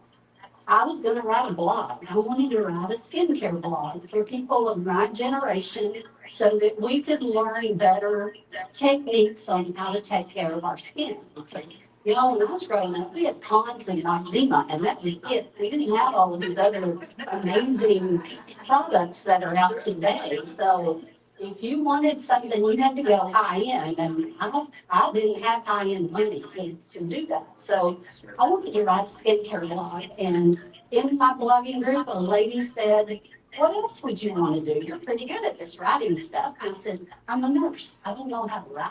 I mean, you know, I write reports, I write things like that, but I don't write." And they were like, "Yeah, you could do this. You could write something. What would you write?" I said, "I don't know, skincare blogs. That's what I want." And they were like, "Well, maybe there's something else in there that you can bring out to people." So what I really wanted to do as a nurse is to go home and curl up with a book. And that book typically was a mystery book. So when I think about how I can help people, I think about how I can help you relax after a long day's work, how I can pull you out of your day-to-day humdrum of a day and give you a blessing for a few minutes, a few chapters of something exciting that kind of takes you out of your world. And Olivia Samuel's mystery was developed. It took me 8 months to write this book. It seemed like once I sat down to write it was like something that needed to be said and done. And this all focuses on my detective's abilities, sensory, neuro. We've heard that so many times today, have we not? It's amazing that my book is also about sensory, neurosensory. My detective has what's called synesthesia, and that is a real medical problem. It's not a problem, it's a medical issue that some people develop. And my detective can see colors around people. That is real. People really can do that, really can see those colors. I can't, but auras are a part of it, but even more so, they sense the intensity of the color. Like if you're just thinking a little bit about something, it's one way, but if it's really deep into your mind, then maybe there's more energy in that color. Maybe there's more movement to that color. And maybe it's deeper, maybe it's more airy, you know, depending on your how intense you're feeling it within your body. So I did a lot of color research. I looked at all the different color wheels, personality wheels, all the things that brought in reds and blues and greens and oranges and yellows of all the different personalities. And I tried to incorporate some of those true feelings into Olivia's thinking and what she was sensing. So my thought was, if I can bring somebody out of a horrible day's work or just a humdrum or just a typical day-to-day that we all get in a rut and we all do, if I can bring somebody 15, 20 an hour of pleasure in the afternoon, then I've accomplished what I want to accomplish. So what I hope that you take away from this is when I don't have Olivia's powers, but I do have a sense of people. And when you're around people, you can automatically sense what type of personality they have, what kind of energy they're emitting, and you base a lot of your approach to that person on that energy that you're feeling. And I think that we all do that. And the more we learn how to incorporate that in our conversations, the better we can be a communicator with that person. So I think that that's something that I'll try to bring into this book. Is not only the story, but how it can help you talk with people of red personalities or green personalities, or if you see someone that you know is lying, how can you talk with that person to bring the most out of that or to get that connection that you're looking for? So, anybody have any questions? Yes? I'm a pretty big fan of mystery myself. Did you ever find it difficult to write a mystery? Like something I've heard from other mystery writers is that it's hard to write a mystery because you got to be smarter than the audience. Like, No, I didn't find that difficult to write this book because I based it on, I mean, Olivia's character is based on a true person that I know. And I brought that energy with me. Now, the flip side of that is you do, when you write a mystery, you do have to tie it all together. So you have to be able to keep that hanging, but plant clues along the way. And then you have to go back and make sure that you didn't miss any of those clues because somebody's going to be saying, well, what happened to so-and-so? Well, whatever happened to that one little loose thread out there that, you know, you forgot to go back and connect. Maybe it's a big connection, but you forgot. I've done that before. So writing the mystery is not the issue. Making sure you tie all that together can be an issue. And what you do is you tag them as you go. There's a clue tag when you're writing in your program. Tag so that you don't miss it. And I think that's really important. Whatever you write, you will be able to tie it all together. And I really have been inspired by all of you today. I really want to bring some of my nursing things that I have thought, some of the thoughts, some of the people that I've cared for, some of the energy that I've gotten from them. I know there are stories that I have that can be told, not mysteries, but other stories from a personal level. And I would love to do that sometime. But for now, I got one more book in me for Olivia. She's going to be number 6, and that'll be the finale. So I'm thrilled with that. But you can find this on Amazon or on my website, SharonKeithBlake.com. And I would love to be able to talk to you guys about marketing. What are you doing to market your book? That's what I want to know. So do you have any hints, tips, tricks on that? Please see me afterwards and let me know. Any other questions? All right, thank you guys. Thank you so much. Thank you so much. Colors of the seat. What would your colors be? All right, all right. So we're going to get ready now for our last author, and then we're going to have some open mic session time. All right, so Dr. Michael Franklin Varro. The name of his book is Stories from the Boxcar, A Spiritual Journey from Hungarian Immigrant Poverty to Global Ministry, Boxcar Living, China Missions, Music Professorship, Spiritual Journey in 25 Years in Church Leadership. About the author, Frank Varro, author of Stories from the Boxcar, shares a rich life journey as a retired Methodist pastor, chaplain, teacher, and musician. His quality explores his heritage, merging Hungarian immigrant roots with missionary upbringing. Central to the narrative are life lessons from his father's boxcar home in Regina, Saskatchewan, amidst travels across Asia, Europe, and the U.S. So round of applause as we watch him virtually.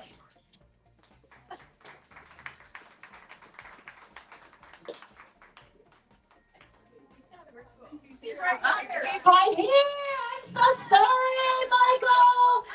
Charged into my head and not my heart. You would think he was a ghost, Tom, since I said that. He's right here. You call me Dr. Chaplain, Reverend, but just don't call me late for supper, okay? Wonderful, wonderful. My book. And when you ask a missionary kid, where are they from? We don't know how to answer that. We say, oh, you mean my passport country?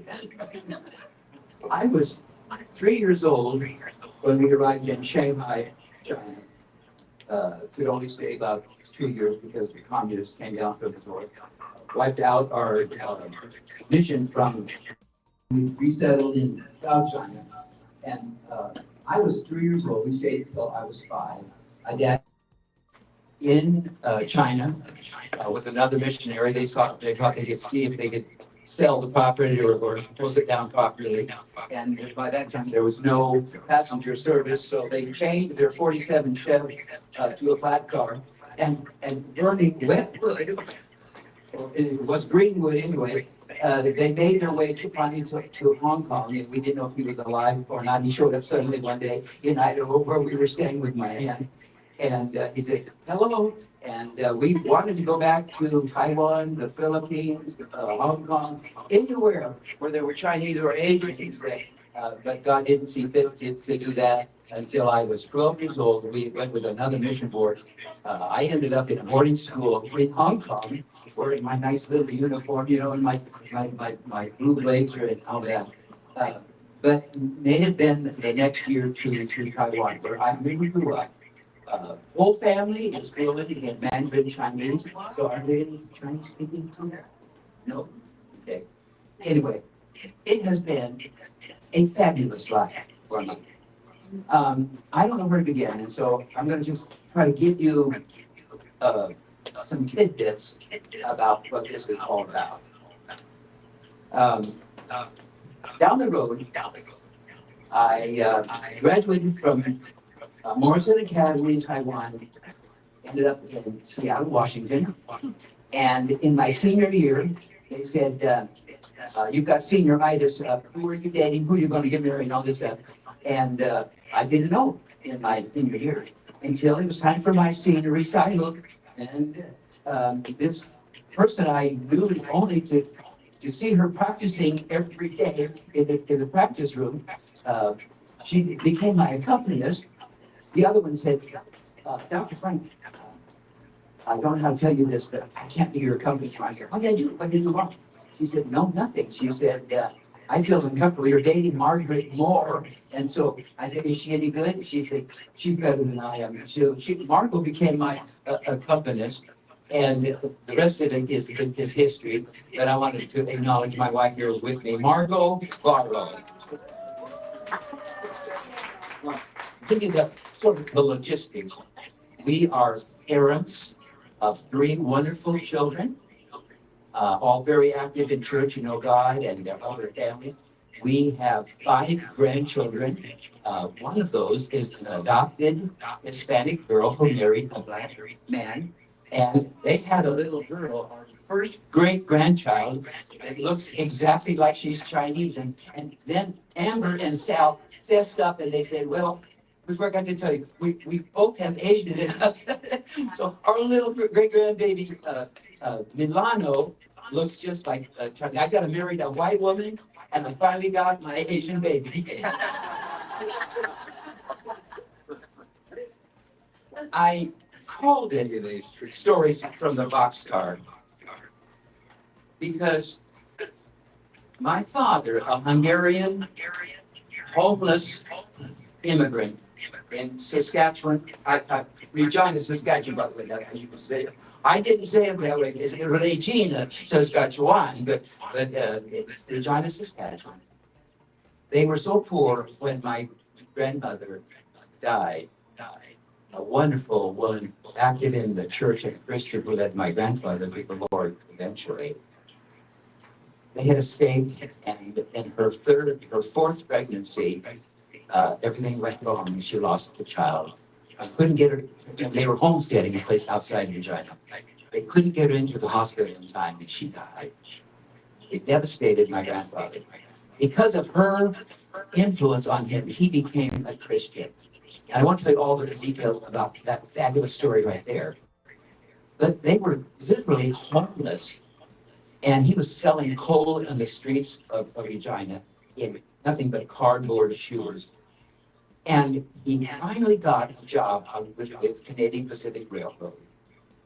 And they said, okay, now you've got some money and you can buy things that you need and everything. He said, I still can't afford any place to live. They said, no, but now that you work for the railroad, see that railroad, that boxcar down the road, you can live there in that boxcar. And so these homeless Hungarian immigrants moved into a boxcar and they lived there several years.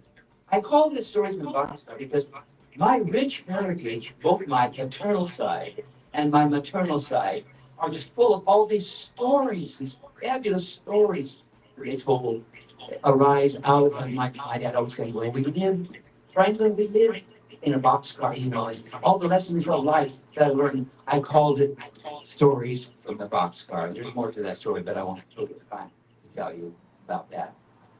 But I eventually, after a career I didn't get my doctorate in music from USC, although my major professor ended up being the choral director right down the road here. And fabulous journey there. My doctorate in choral music. I was going to be the world's greatest choir director.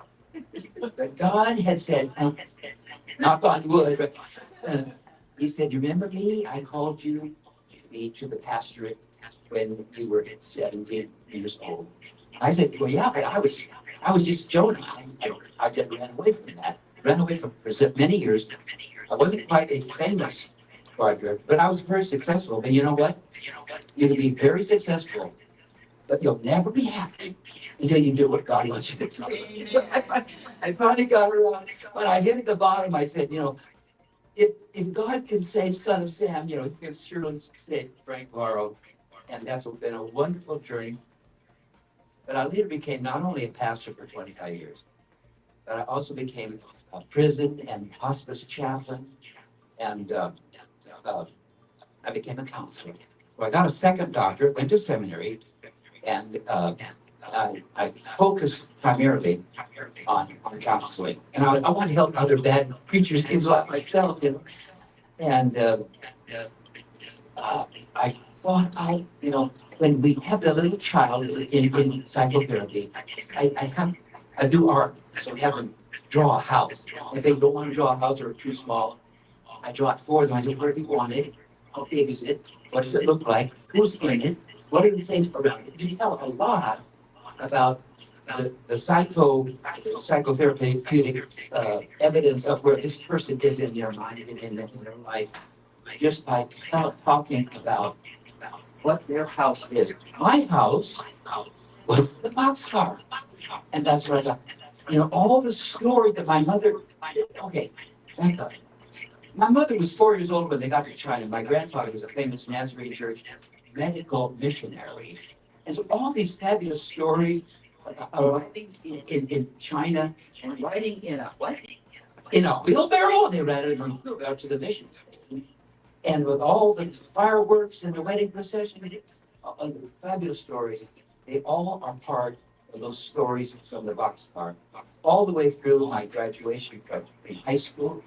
And our daughter, my wife and I went back to Taiwan. We were radio and television ministry. We were famous in Taiwan singing. We were called the heavenly melody singers in Chinese. It's a 10-yuan Gesheng. And so we were famous on TV and all that stuff, you know. But it was a marvelous story. We went and signed a contract at the Cayman American School. I taught music there. We worked for the U.S. Navy, and one miracle after another. And when we went back to graduate school in Seattle, we went on all the other way. We went through, and we flew through Asia.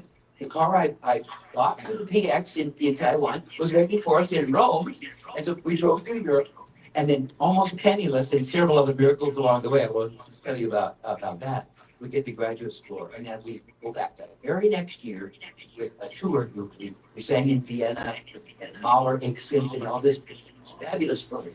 They're all part of stories from the boxcar.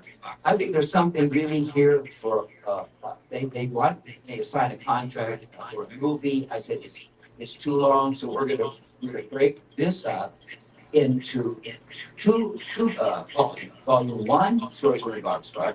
Volume 2, Stories from the Boxcar will be book 5. And I'm writing the third volume. And guess what? I found out we've got Gypsy and Jewish blood in us too. And so it's called Stories from the Boxcar, Itinerant Gypsy. It's my stop. So you look for that one too. If you have any questions, or if I didn't cover, I tried to cover a lot of ground. I've had a fabulous ride. And a lot of it has been my wife and our wonderful family. And the fact that no prejudice here now at all, but we're so pleased. I transferred my credentials in the Methodist Church. There we go. You may have heard of it, the Global Methodist Church. We actually believe in Jesus and the Bible. So I'm nothing against the other Methodists. I'm wonderful friends. But if you have any questions that I can answer for you, I'd be happy to try. Yes. What do you think is the biggest thing as a person that would read your book would turn away? Oh, I don't know. Honestly, the first thing that comes to my mind is it would really depend on who that person is. And okay, I'll say 2 words. In marketing this book, I found out what is my readership, or what I believe my readership should be. Okay, it is religious fiction, and it's all based, every bit of it is based on true events in my story. People who can relate in a recovery way, it's a great recovery. I was never an alcoholic, but I should have been, bad kind of living. I wasn't, all this other stuff.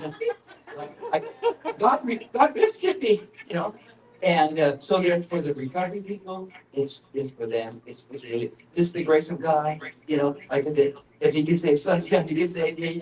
I could have gone to prison. That's why I'm such a good prison chaplain. I wasn't just telling them stories from somebody else. It was me.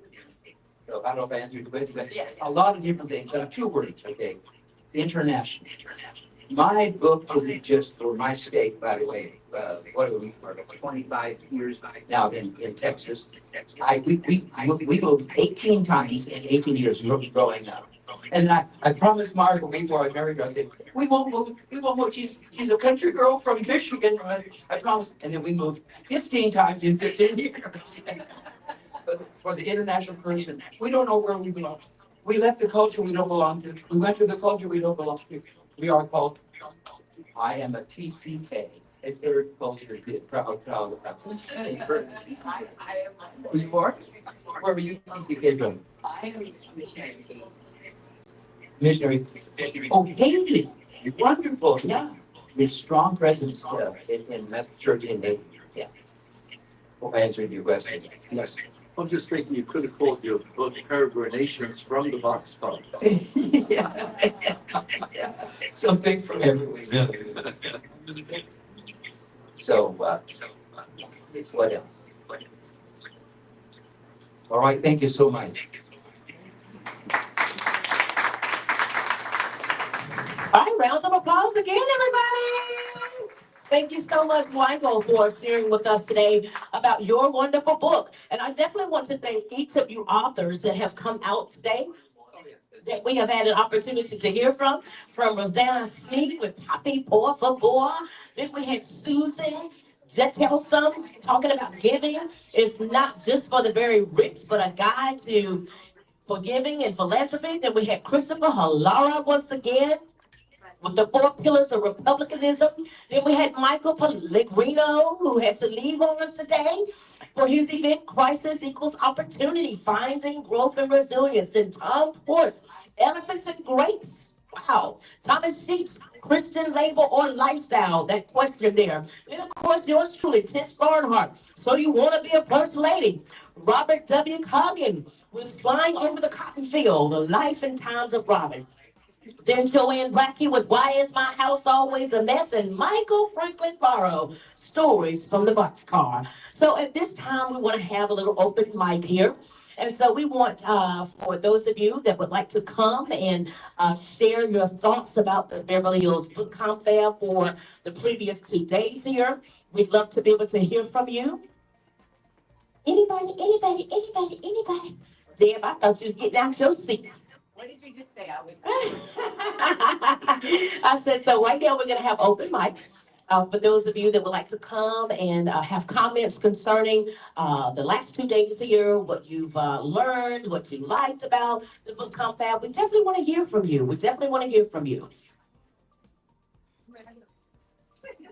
Okay. Read the rest of right now. Read the rest of my chapter? Oh, no, I can't read the rest of my chapter. You want us to comment right now? Well, yeah. It's been fabulous. It's been fabulous, Deb said. Okay. Interesting. Interesting. Marshall said. What was interesting about it? The variety of speakers and the different personalities attached to their books, and I just, started off with somebody that was a scientist that writing books about people achieving their goals. You had a lot of religious, inspirational speakers. The pediatrician that has a children's book that they reshape the way people grow up and avoid stress and negative effects on their personality. Not to even mention my book of funny. Yes. Just a whole panoply of things. Absolutely. Absolutely. Absolutely. Wow and wow. All right, so I think we're getting ready to hear from one more person, Carla Atkinson. I don't have my phone to properly introduce you, and I do apologize. I totally forgot about you, Carla. Oh my goodness, I apologize. It's okay. It's okay. Okay, well, everybody, this is Carla Atkinson, okay? Let's receive her as she comes. Woo! It's this one. Okay. Oh, I got my right hand guy with me there. So, let me go first. So if you remember last year, I'm the lady with all the kids. So, we gave birth to 2, we adopted 3, and we fostered over 200. And we have 125 grandchildren now, and 26 great-grandchildren. Anyway, so everything at our house is a big deal. So the kids started asking me, could I print up the stories I told?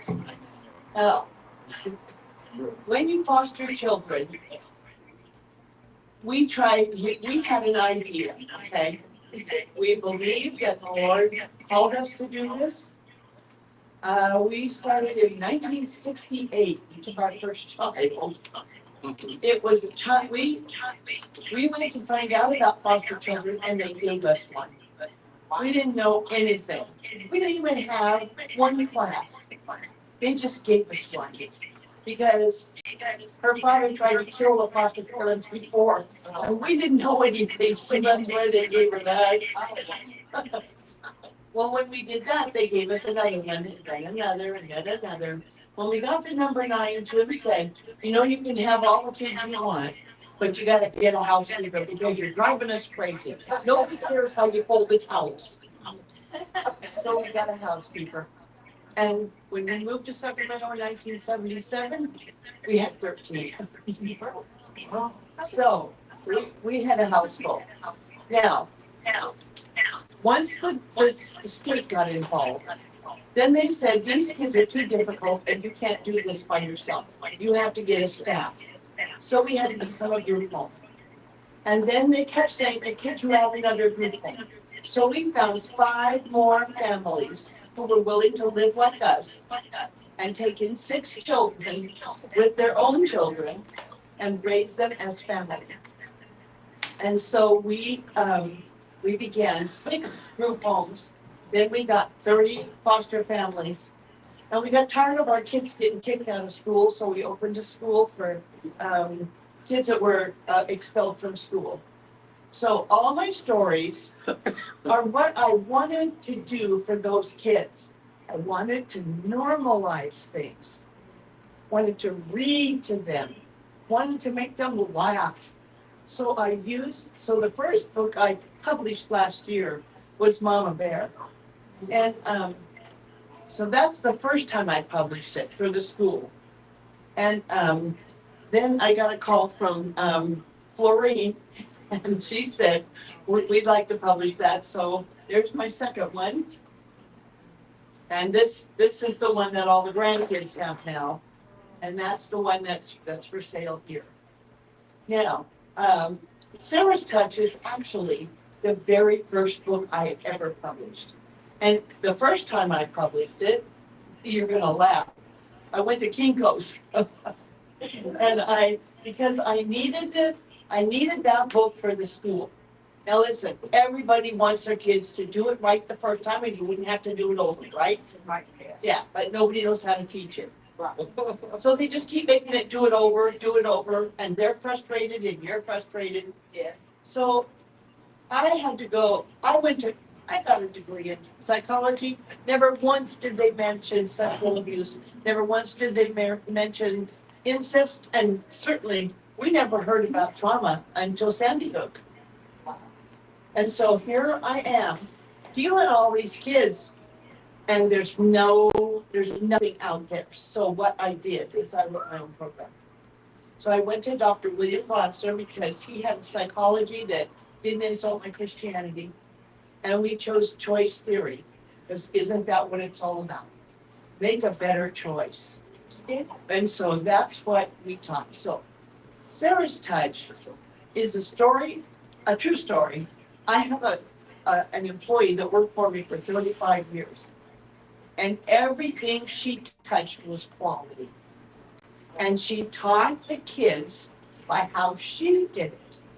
So that's what that book is about. Now, I made with the first one, that was the first one. Then there's the second one. And then there's here's the third one. Now, with all of them, what I did is I had a handout, so that, we could talk about. All of my books are written for parents to read to children or caretakers. And then you talk about it together. And so, so very quickly, I can run through this. This is the 5 steps of quality. And, it's in the book in a story form. Then we made it like this, just keep putting them up. Then, we put the 5 steps of quality out. And, I sold this book to about 100 people in schools. I sold it to some schools in Tahoe and some in Truckee. But, because they were working on quality also. So here's the 5 steps of quality. And when we talk about it with the kids, see, like quality is always the best you can do. Quality feels good. It feels good to do the best you can do. But every day at the end of the day, we evaluated with those kids. So did you meet your goal today? Are you happy with what you did? If you're not happy, what one behavior could you change that might work better and not get you in trouble? So now the next day we talked about what would quality look like in our classroom. And You got it backwards. oh, I got it backwards, of course I do. Okay, so what would quality look like in our classroom?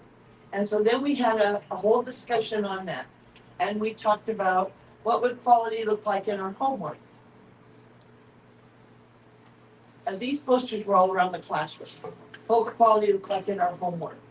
And we talked about what we would have to do to do your best, like that.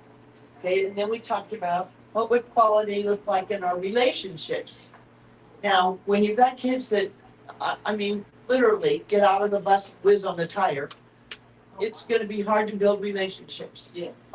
We had a kid that got up on top of the roof and threw the Spanish tiles at us. They fought. They swore at each other. And so, how do you build a relationship unless you're going to sit down, slow it down, teach how it works? And then we said, the first question was, what was quality in Sarah's world? Anyway, everybody in the agency knew Sarah because she baked cookies for everybody. But so the whole thing about my books is I wrote them to educate, or amuse, entertain, build relationships. That's the whole purpose of them. Now, I have about 20 stories, and the kids all want me to get them published. And so I'm going to work on that. So you'll see me again next year. A couple more. I have one coming out, I think like next month.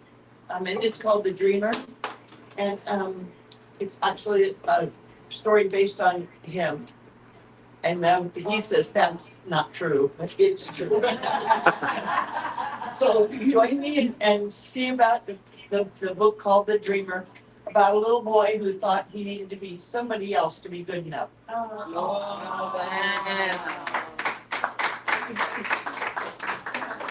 Have any questions? What's your age that you're aiming for in the children? 4 to 11, It's 4 to it's 12. better for the parents to read than to the Yeah, young kids. Or caretakers, yeah. Now, I help teenagers in my lap and read to them. Wow. But that's because they never had anybody to read to them. I had a 350-pound kid and sat in my lap. Wow. She sat on the arm of the chair and against my shoulder. Wow. And I read to her. Wow. Amazing, huh? Yeah. But you can reach a kid with a story. Absolutely. Wow. Absolutely. Hey, thank you. All right, Miss Carla Atkinson. Telling you so amazing that she would let someone that was 350 pounds lay on her lap and on her shoulder. That's awesome. Awesome job, my friend. Awesome job, my friend. I'm telling you, that shows, the patience and love and compassion that we have for one when we can do something like that, right? And we don't shun anybody away for whatever reason. So up next, we've got another open mic person that is going to be coming up, and we heard from him on yesterday, you guys. So we're in for another little treat from Marshall Flam, whose book is called Brutal Limericks. So I'm just going to tell you about the author, okay, for those that may not know him. So Dr. Marshall Flam is a graduate, and can't you tell he ready already? Is a graduate of MIT who practiced and taught oncology and hematology for 40 years. Worldly Limericks is his first non-medical publication. He is the father of 5 accomplished daughters. His hobbies include tennis, skiing, singing, gourmet cooking, by the way. Now, why didn't you bring us anything to try today? Why don't sing for you? Oh, you want to sing for us today? Okay, well, he's going to sing for us in a minute, okay? Mixology and traveling. He resides in Fresno, California. Not far away, so you could have brought us something. In Sun Valley, Idaho, with his retired pediatrician Chilean wife.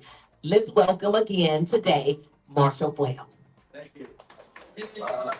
One correction, it's not wordly limericks, it's Wordle. Wordle. That's the internet game. Yes. Wordle. Yes. I got it down. It's based on the internet game. And for those of you that weren't here yesterday, all I did was take the word of the day that comes up on the internet game of Wordle, it's a 5-letter word, and incorporate in some manner that word into the limerick that I'm going to write. I went over this yesterday. The rules of my limericks are a little different. I'll often add a 6th line. They don't have to be bawdry, as 99.9% of the limericks are that are published. And I hope that some that are a little off color doesn't offend the pastor. I have a feeling, though, it won't. So all I'm going to do today, since I had an extensive talk yesterday, is recite for you some of the limericks. Do I have to hold this? Yeah, I guess. Just trying to figure out how to do this. Okay, here we go. So the word on October 20th, 2021 was steed, S-T-E-E-D, which is referring to a horse. Sir Gawain rode a trusty steed, which ran with incredible speed. But when Gawain's armor rusted, the gallant horse was busted. For honest master's armor, it had peed. Is this good enough? Yeah? Can you hear me? Yeah? No? But they can hear you. But you Okay. can be here in front. Then the day before that, October 21st, 2021, the word that came up surprisingly was enema. These are all 5-letter words that get posted that you have to guess. So what did I do with enema? I know you're breathlessly waiting for that. A sensual woman named Emma enjoyed a frequent enema. She was never constipated, but they made her feel elated. Now, isn't that quite a dilemma? All right, so let's see the number 131. Erode. This one's more serious, and this has a footnote, as some of my limericks do, because I don't intend to just make you laugh, but I want to educate you as well while you're laughing. The word was erode, R-E-O-E-R-O-D-E. At its end, the universe may loudly explode. Alternatively, it could quietly implode. But until it comes to an end, entropy remains its friend, causing it to slowly erode. Now, I know that's a little esoteric, but it's an interesting limerick in that when you look it up in the footnote, it'll tell you all about entropy and the different versions of how the universe is supposed to end. So that's not for laughs. That's for serious contemplation. The word the next day was world, October 29, 2021. Our world is 6,000 years old. At least that is what we've been told. But the biblical apostles knew nothing of fossils, something they never did behold. So there's the controversy between religion and science and when the world started. No footnote on that one.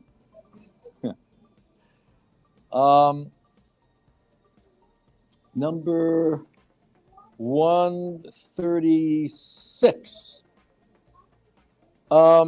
I have two for this. The word that day was great.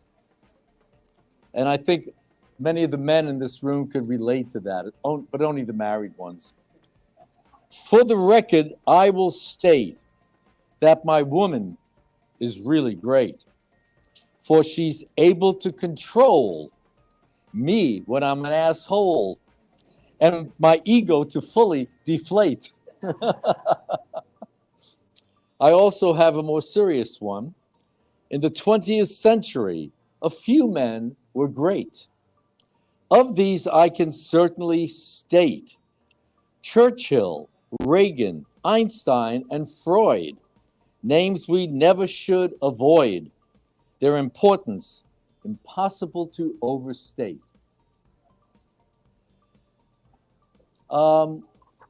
Let's see now. We're going to jump to 174.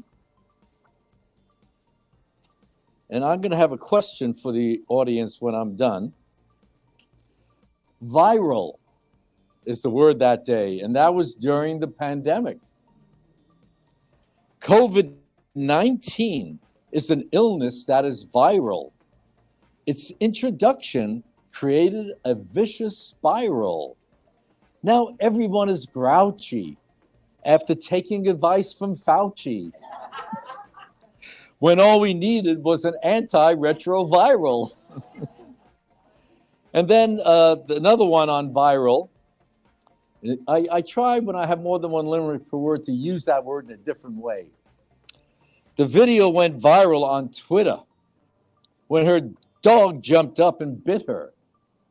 She proceeded to beat the mutt. He bit her again on the butt. Now the dog is Twitter's most popular critter.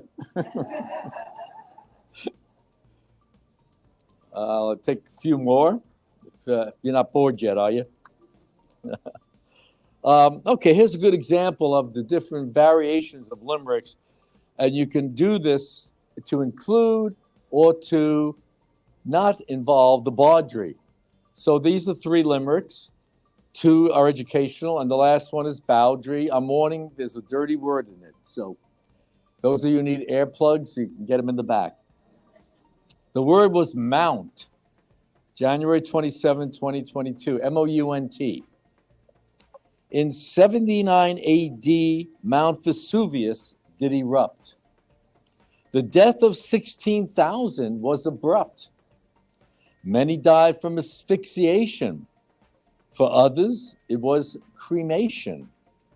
Pompeii, it did completely disrupt. And my footnote does describe the events of that day in 79 AD. Second, Mount.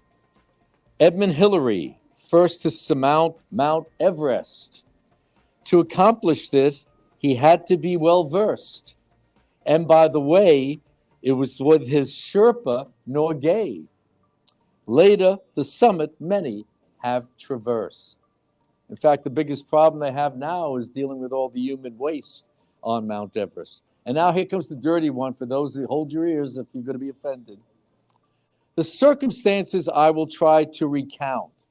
When on top of her, I did mount, using the word again. She was completely receptive because I wore a contraceptive. So we screwed too many times to count. Sorry. I think Tish will tell me when to stop, but I'm going to go a little longer if she doesn't say anything. See if we can sneak a few more in.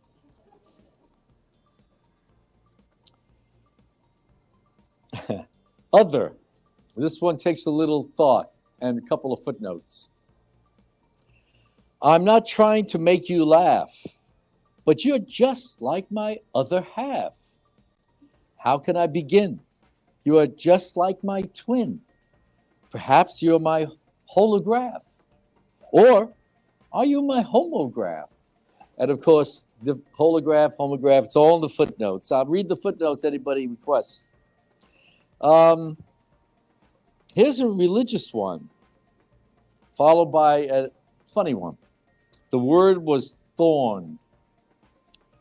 It clearly was a symbol of scorn that Jesus was mocked to have worn. He was king of the Jews, who of blasphemy was accused, forced to wear a crown of thorns. Something less serious. It is a real thorn in my side, from which I'm unable to hide. It grabbed me by the genitals with its tentacles. I pray it goes out with the tide. I'm still good, I think. Vivid. V-I-V-I-D, vivid. She had such a vivid imagination, but completely lacked discrimination. She was an obsessive compulsive who was incredibly impulsive, but defined when she took her medication. All right. Any, no one wants to hear any footnotes. Here we go. Yes. Yes, but yeah, I know I've got it, but I don't think we want to tell the audience if people go to watch. I have some brilliant limericks for today, but I don't know. I think I'll be I don't know. Are you televising this? Oh yeah, I think people will get offended if they haven't done it. Oh, I would love to read it to you though, but Maybe you can if you're going to be at the LA Times Festival. yeah. Oh yeah. I've got some great ones. Here's a serious political one. The word was spill. The crowd spilled into the street, ignoring the tropical heat, cheering for Fidel. Soon their lives will be hell. Democracy in Cuba now obsolete. Funny one, nasty. A soprano who lives in Tallahassee has a voice both nasty and raspy, for she sings through her nose, which alters her air flows. She'll sing at the Met after rhinoplasty. I can't help laughing at my own limericks. I know it's a personality defect, but I can't help it. Marshall, you slimming down on time. Okay, you want to, here's, All right, there's so many. Let me pick a good one. All right, let me We give it. got time for one. Oh, just one? One, baby. All right, okay. So tough to pick. Okay, 277. He's laughing already. All right. The word was purge. And I have one that you can imagine, but I also have a good one about purging. Today I went to confession to purge myself of aggression. But the priest simply said, see a psychiatrist instead. You just have a weird obsession. I wonder what the obsession was. I can tell you next year, but anyway, the book has 603 limericks, many with footnotes, and based on the word of the day, the first 400 words. So, thank you. All right, let's give it up for Marshall Flam with Wordle Limericks. Did I get the word right? Yes, you finally did. Finally got it right after 2 days, right? All right, good job, good job. We're so excited, of course. So we've got another open mic author today. So I'm excited about bringing her up. And so the name of her book is Love, Lies, and Lampposts. Well, now, let's see what Deep Austin is talking about here. So Lampposts, Lies, reunites a diverse cast at South Hill Medical Center in Spokane. From a narcissistic surgeon to parking attendants,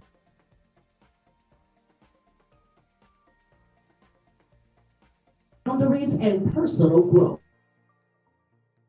And soul searching, they tackle challenging issues, offering something for every reader. Enjoy the heartfelt journey. Now about Dee. Dee, hailing from New York, pursued education through the Air Force, later becoming a medical technologist after graduating from Eastern Washington University. With experience spanning various medical fields, she found fulfillment in writing novels, drawing from her perspective as an African American in Washington State and the DC area. So let's welcome Dee Boston. Hold on. You're the next contestant on The Price is Right.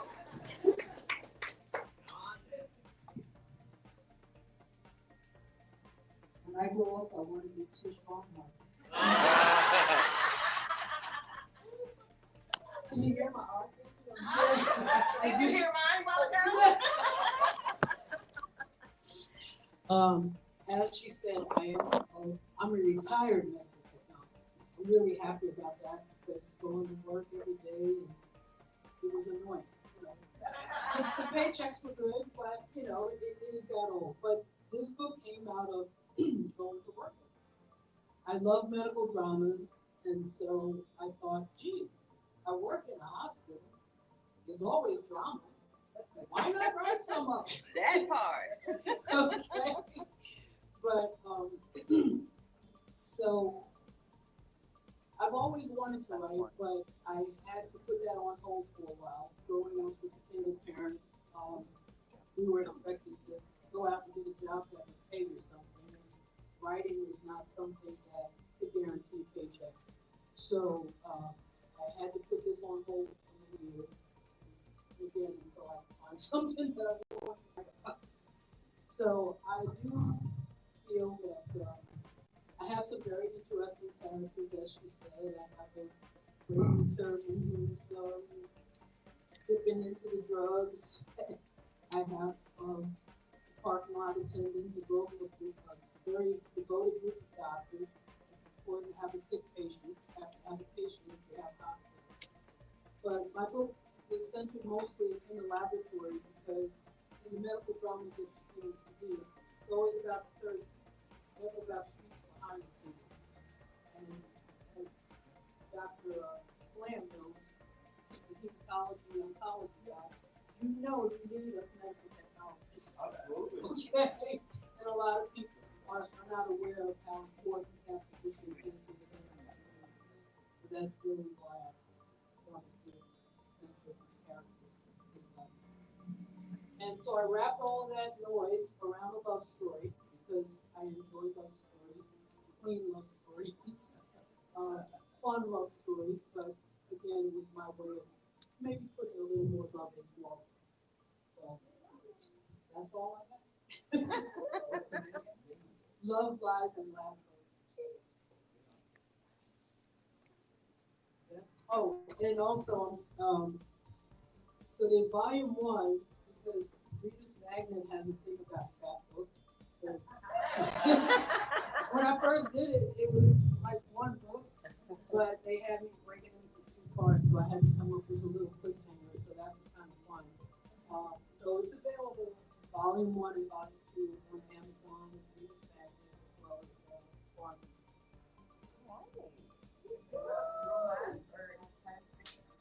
No. It's kind of romance. There are other things in here.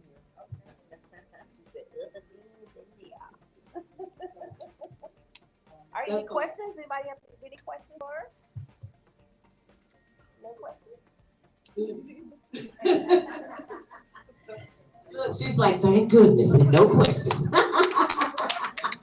All right, congratulations on your books, volume 1 and 2. We're so excited about everything that's going to happen for you, and I just applaud you for making that effort to get that out. Absolutely. All right, so we've got one last open mic person in the person of Deb Runge. Now, of course, we heard from her on yesterday, and so we're going to hear from her once again. So I'm going to tell those of you that are new today about this author. Now, Deb Runge embarks on the extraordinary journey, a triumphant believer in Jesus Christ who overcame alcoholism, boasting an inspiring 28 years of sobriety. Hailing from the heart of Sheboygan, Wisconsin, Deb wears many hats. A single mom to 3 accomplished sons and 2 adorable grandchildren, a dynamic pastor, and a dedicated missionary with a passion for introducing recovery ministry to the vibrant country of Haiti. Beyond her transformative work, Deb is a captivating public speaker, having shared her powerful testimony countless times. Her story is a beacon of hope, and she eagerly welcomes opportunities to share her wisdom at various venues. Join Deb on a riveting exploration of faith, resilience, and the boundless possibilities of redemption. Let's give a round of applause for Deb as she comes.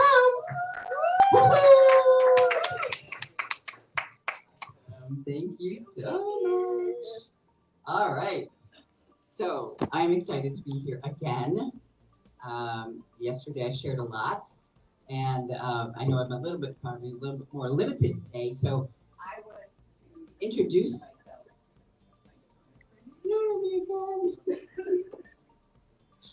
So,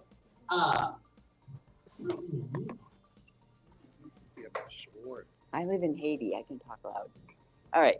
So my name is Deb, and I'm a very grateful believer in Jesus Christ, who has experienced victory over alcoholism. However, I still struggle with codependency. I'm an adult child of an alcoholic. Anger, grief, loss, PTSD, the list goes on, right? And I'm also a missionary in the country of Haiti. And my primary focus in Haiti is to bring recovery ministry, which is Celebrate Recovery, to Haiti, because I was a ministry leader of that for the country of Haiti as a missionary. And so I don't know much about what is actually happening in Haiti. The situation in there is, I would say it's the biggest humanitarian crisis happening right now in Haiti, alongside Israel. Okay, but I would put Haiti up there. But God had me write this book, which is called Recover Your Mission. And the subtitle is How a Drunk from Wisconsin Became a Missionary in Haiti. So the idea here is that if God can do that for me, he can do it for you, right? He has, and my belief and why I wrote my book is that I believe that God has a purpose. He has a plan.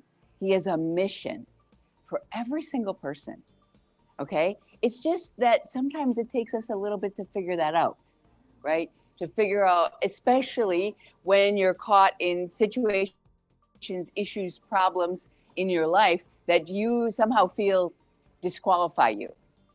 And you feel like you're not worthy or you're not good enough or whatever. And so the book is the story of my life, okay?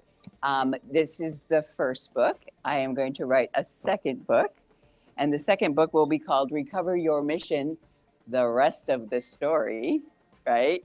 Because I was talking to Tish about this. I have a lot more to share, particularly when it comes to relationships, because I didn't really get into that, because you always have to kind of keep the other person in mind, and you don't want to take them out in that process. But if I share it from my perspective, or I do something like Tish has done, that is really what I'm going to do.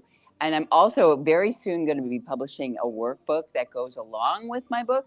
My book is also a little bit unique. I didn't mention this yesterday, but at the end of every chapter, I have a question. I also have a quote, and I have a scripture. But the other unique sort of thing is I have a song, a worship song that applies to that chapter, because worship has always been something very meaningful in my own life, because it's actually healed me at times.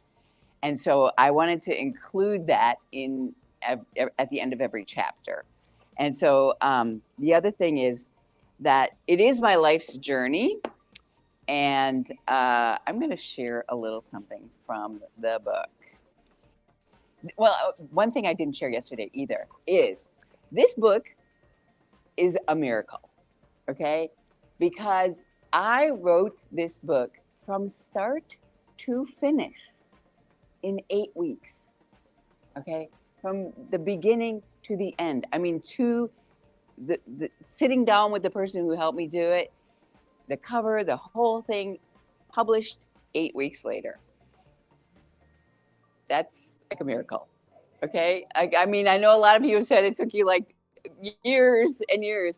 And the idea of a book was in me for years, but the actual sitting down and doing it. And I will tell you a little secret, because how it got started was the person that was helping me interviewed me for his podcast as if the book was already written. And so I answered all his questions, and then we took that and transcribed it, and that became the base of my book. And then the rest of it was actually written at the beach on my cell phone, typing in notes for different chapters that I didn't really touch on as I was going through it. And so there is a lot of different things I talk about in my life. And, you know, I've had a lot of issues, okay, in my life. And I'm not afraid to say that I've had those issues, because I am recovering those issues, right? I am changing my life. I'm not staying the same. I know I did stuff that I'm not too proud of. Yesterday, I spoke about how the fact that for about a 4 to 5 year period, I drank every day, all day. I mean, I would take my kids, I would wake up in the morning, I would say to myself, I am not going to drink today. And within a half an hour, I'd be pouring that first drink. And then I'd leave to take my kids to daycare with a drink in my car, going to work, come home at lunch, drink more, go back to work with a drink in my car, pick my kids up from daycare, come home and drink on into oblivion, blacking out frequently, but I didn't think I had a problem, okay? This is what also, you know, growing up, I grew up in an alcoholic home. So it was modeled for me. It was shown to me that to be drunk was socially acceptable. So I didn't think I had a problem. But as you can imagine, in time, that became apparent that I had a problem, and it was out of control. And I didn't know how to quit because I was addicted. And that's when I got into treatment, and the Lord took me on the journey of, you know, my faith, really. And honestly, what I believed in my life and why I got wild and crazy is I thought I was going to hell. I thought I didn't matter. I didn't think God wanted to have anything to do with me. And so I'm like, hey, I'm going to hell anyway. Party on. Do whatever I want. Doesn't matter, right? But that's why I wrote the book, because it is about redemption. It is about having a plan and a purpose in your life and living into that and fulfilling that and doing the things in your life that you never dreamed would be possible, you know, because God can help you work through those things. And so I use my stories. I'm not ashamed. I'm not ashamed to say who I used to be, right? Because I'm not that person anymore. So praise God for that. And I don't know how much time I have left. Am I wrapping up my time? Anybody have a question? Okay. Oh, well, the Haiti thing. Yeah. So that was all God.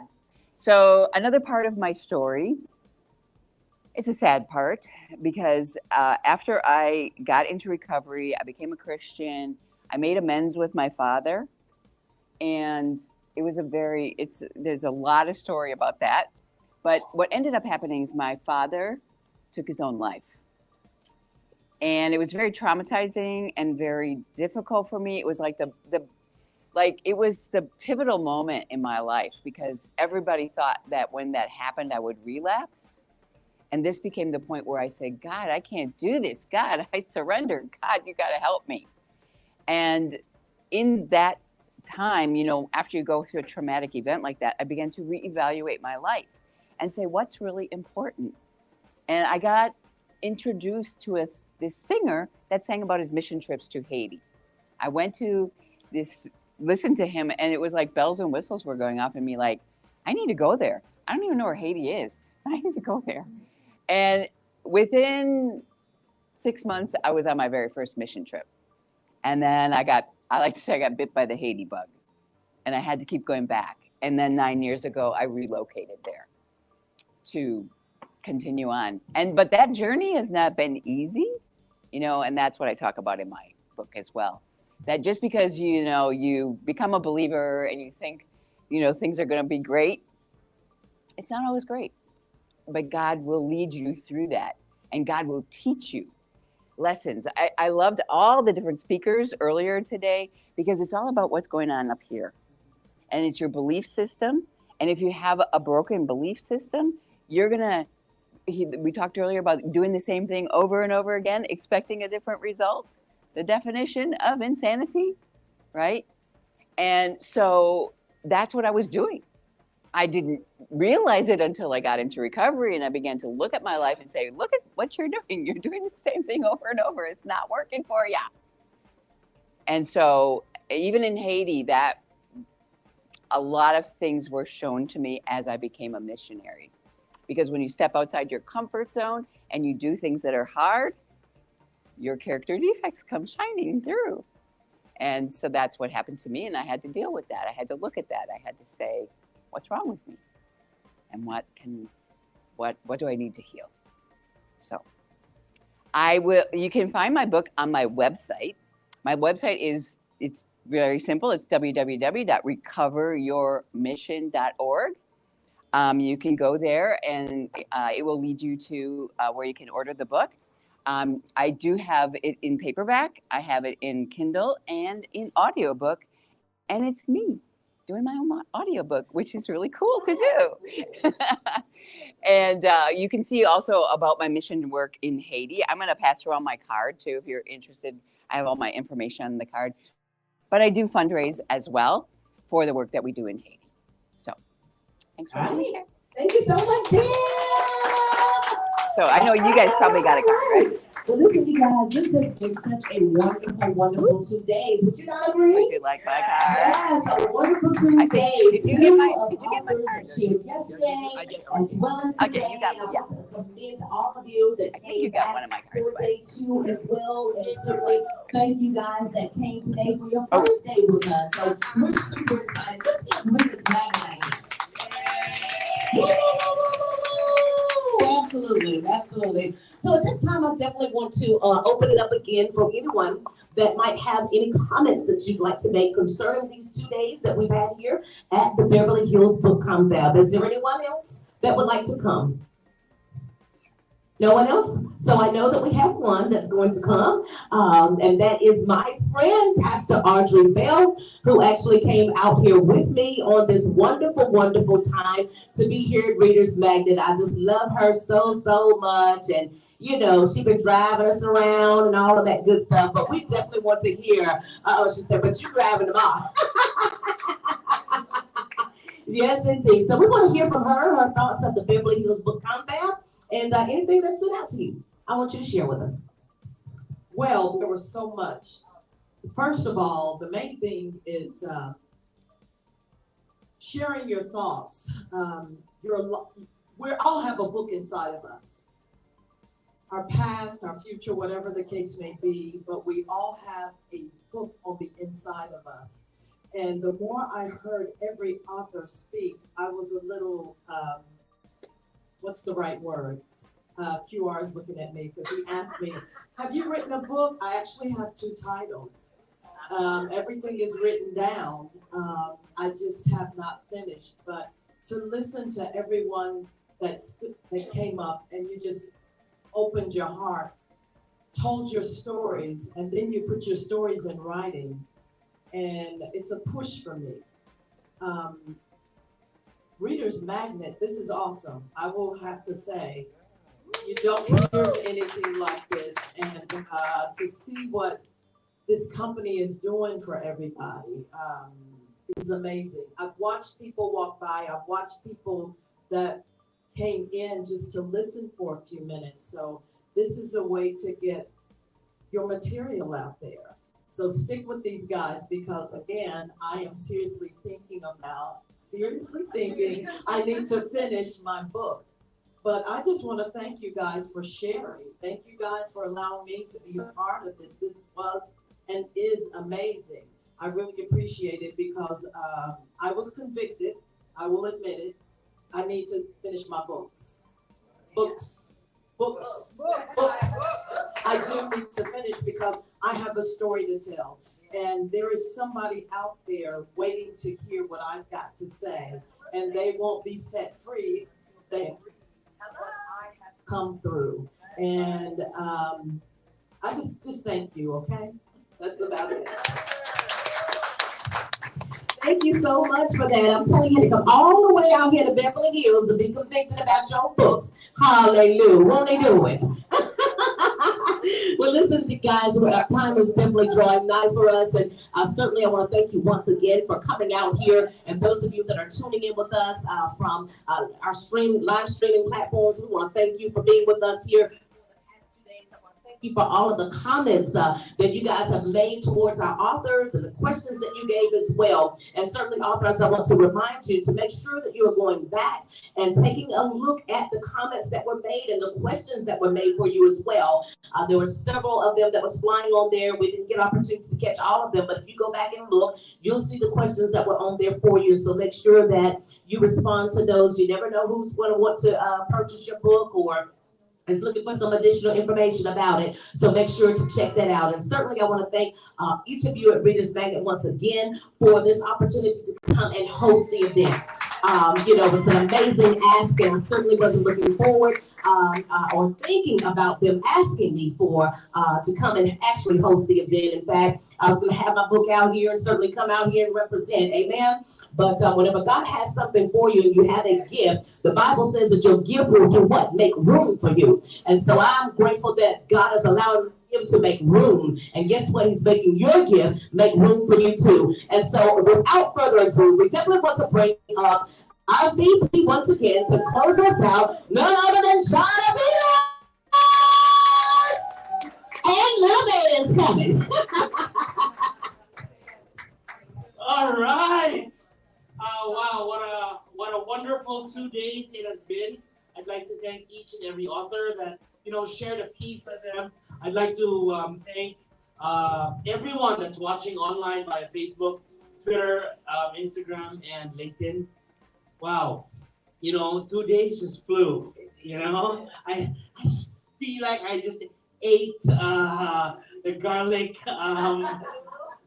noodles and the in the place next door, but after what do you know, it's already 2 days. But But here's the thing, it's not yet over. There is more, ladies and gentlemen, right? A continuation of sharing, a continuation of listening, a continuation of actually hearing out the stories of real people, real experiences, and real writing. So I'd like to not only invite the ones that are here in the Los Angeles area, but maybe in the whole SoCal area to come on down. To come on down at the University of Southern California, that's downtown LA, on April 20 and 21. We are, I'm going to say we, okay, because it's not only going to be Readers Magnet, but the authors that are also represented by Readers Magnet. We are going to be in booth number 225. 225, and we already have a wonderful array of book signing authors, wonderful gifts, wonderful fun, wonderful surprises that is in store for all of you. Amen?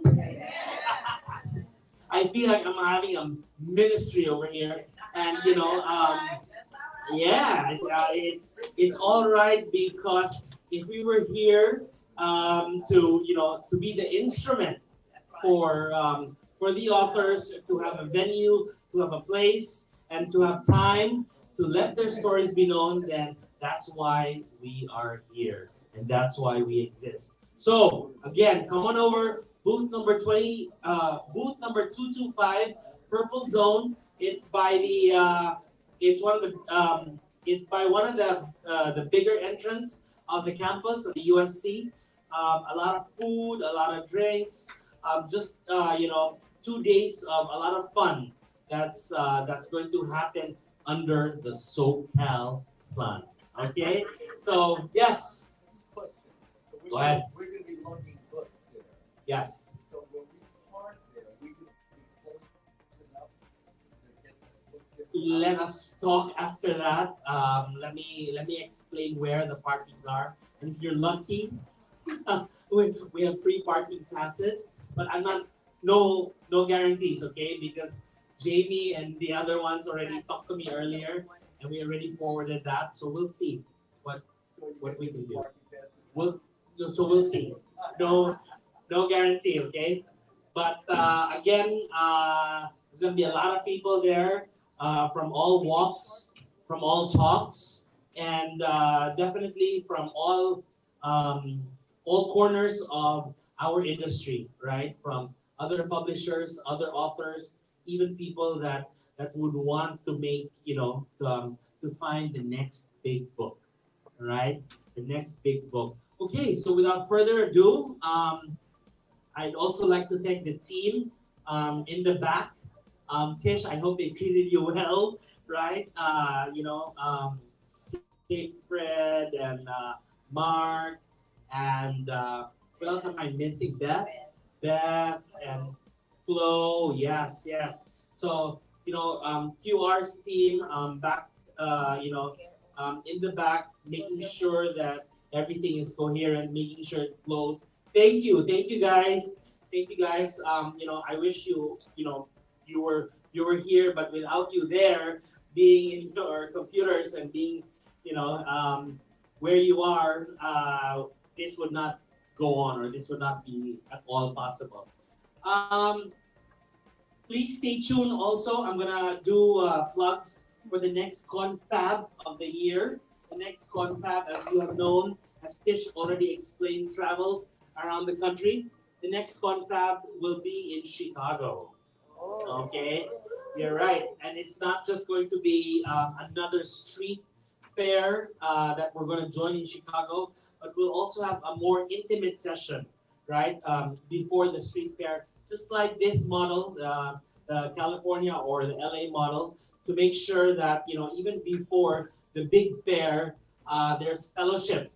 There's fellowship amongst authors. There's already connection amongst authors. Deb was there last year. So Deb, even before the actual fair, we have to do a confab somewhere, right? I don't know, downtown area. I'm not yet certain, but dear authors who are watching, it's your opportunity to to breathe wind from the windy city, right? To breathe air from the windy city and make sure that your stories are heard.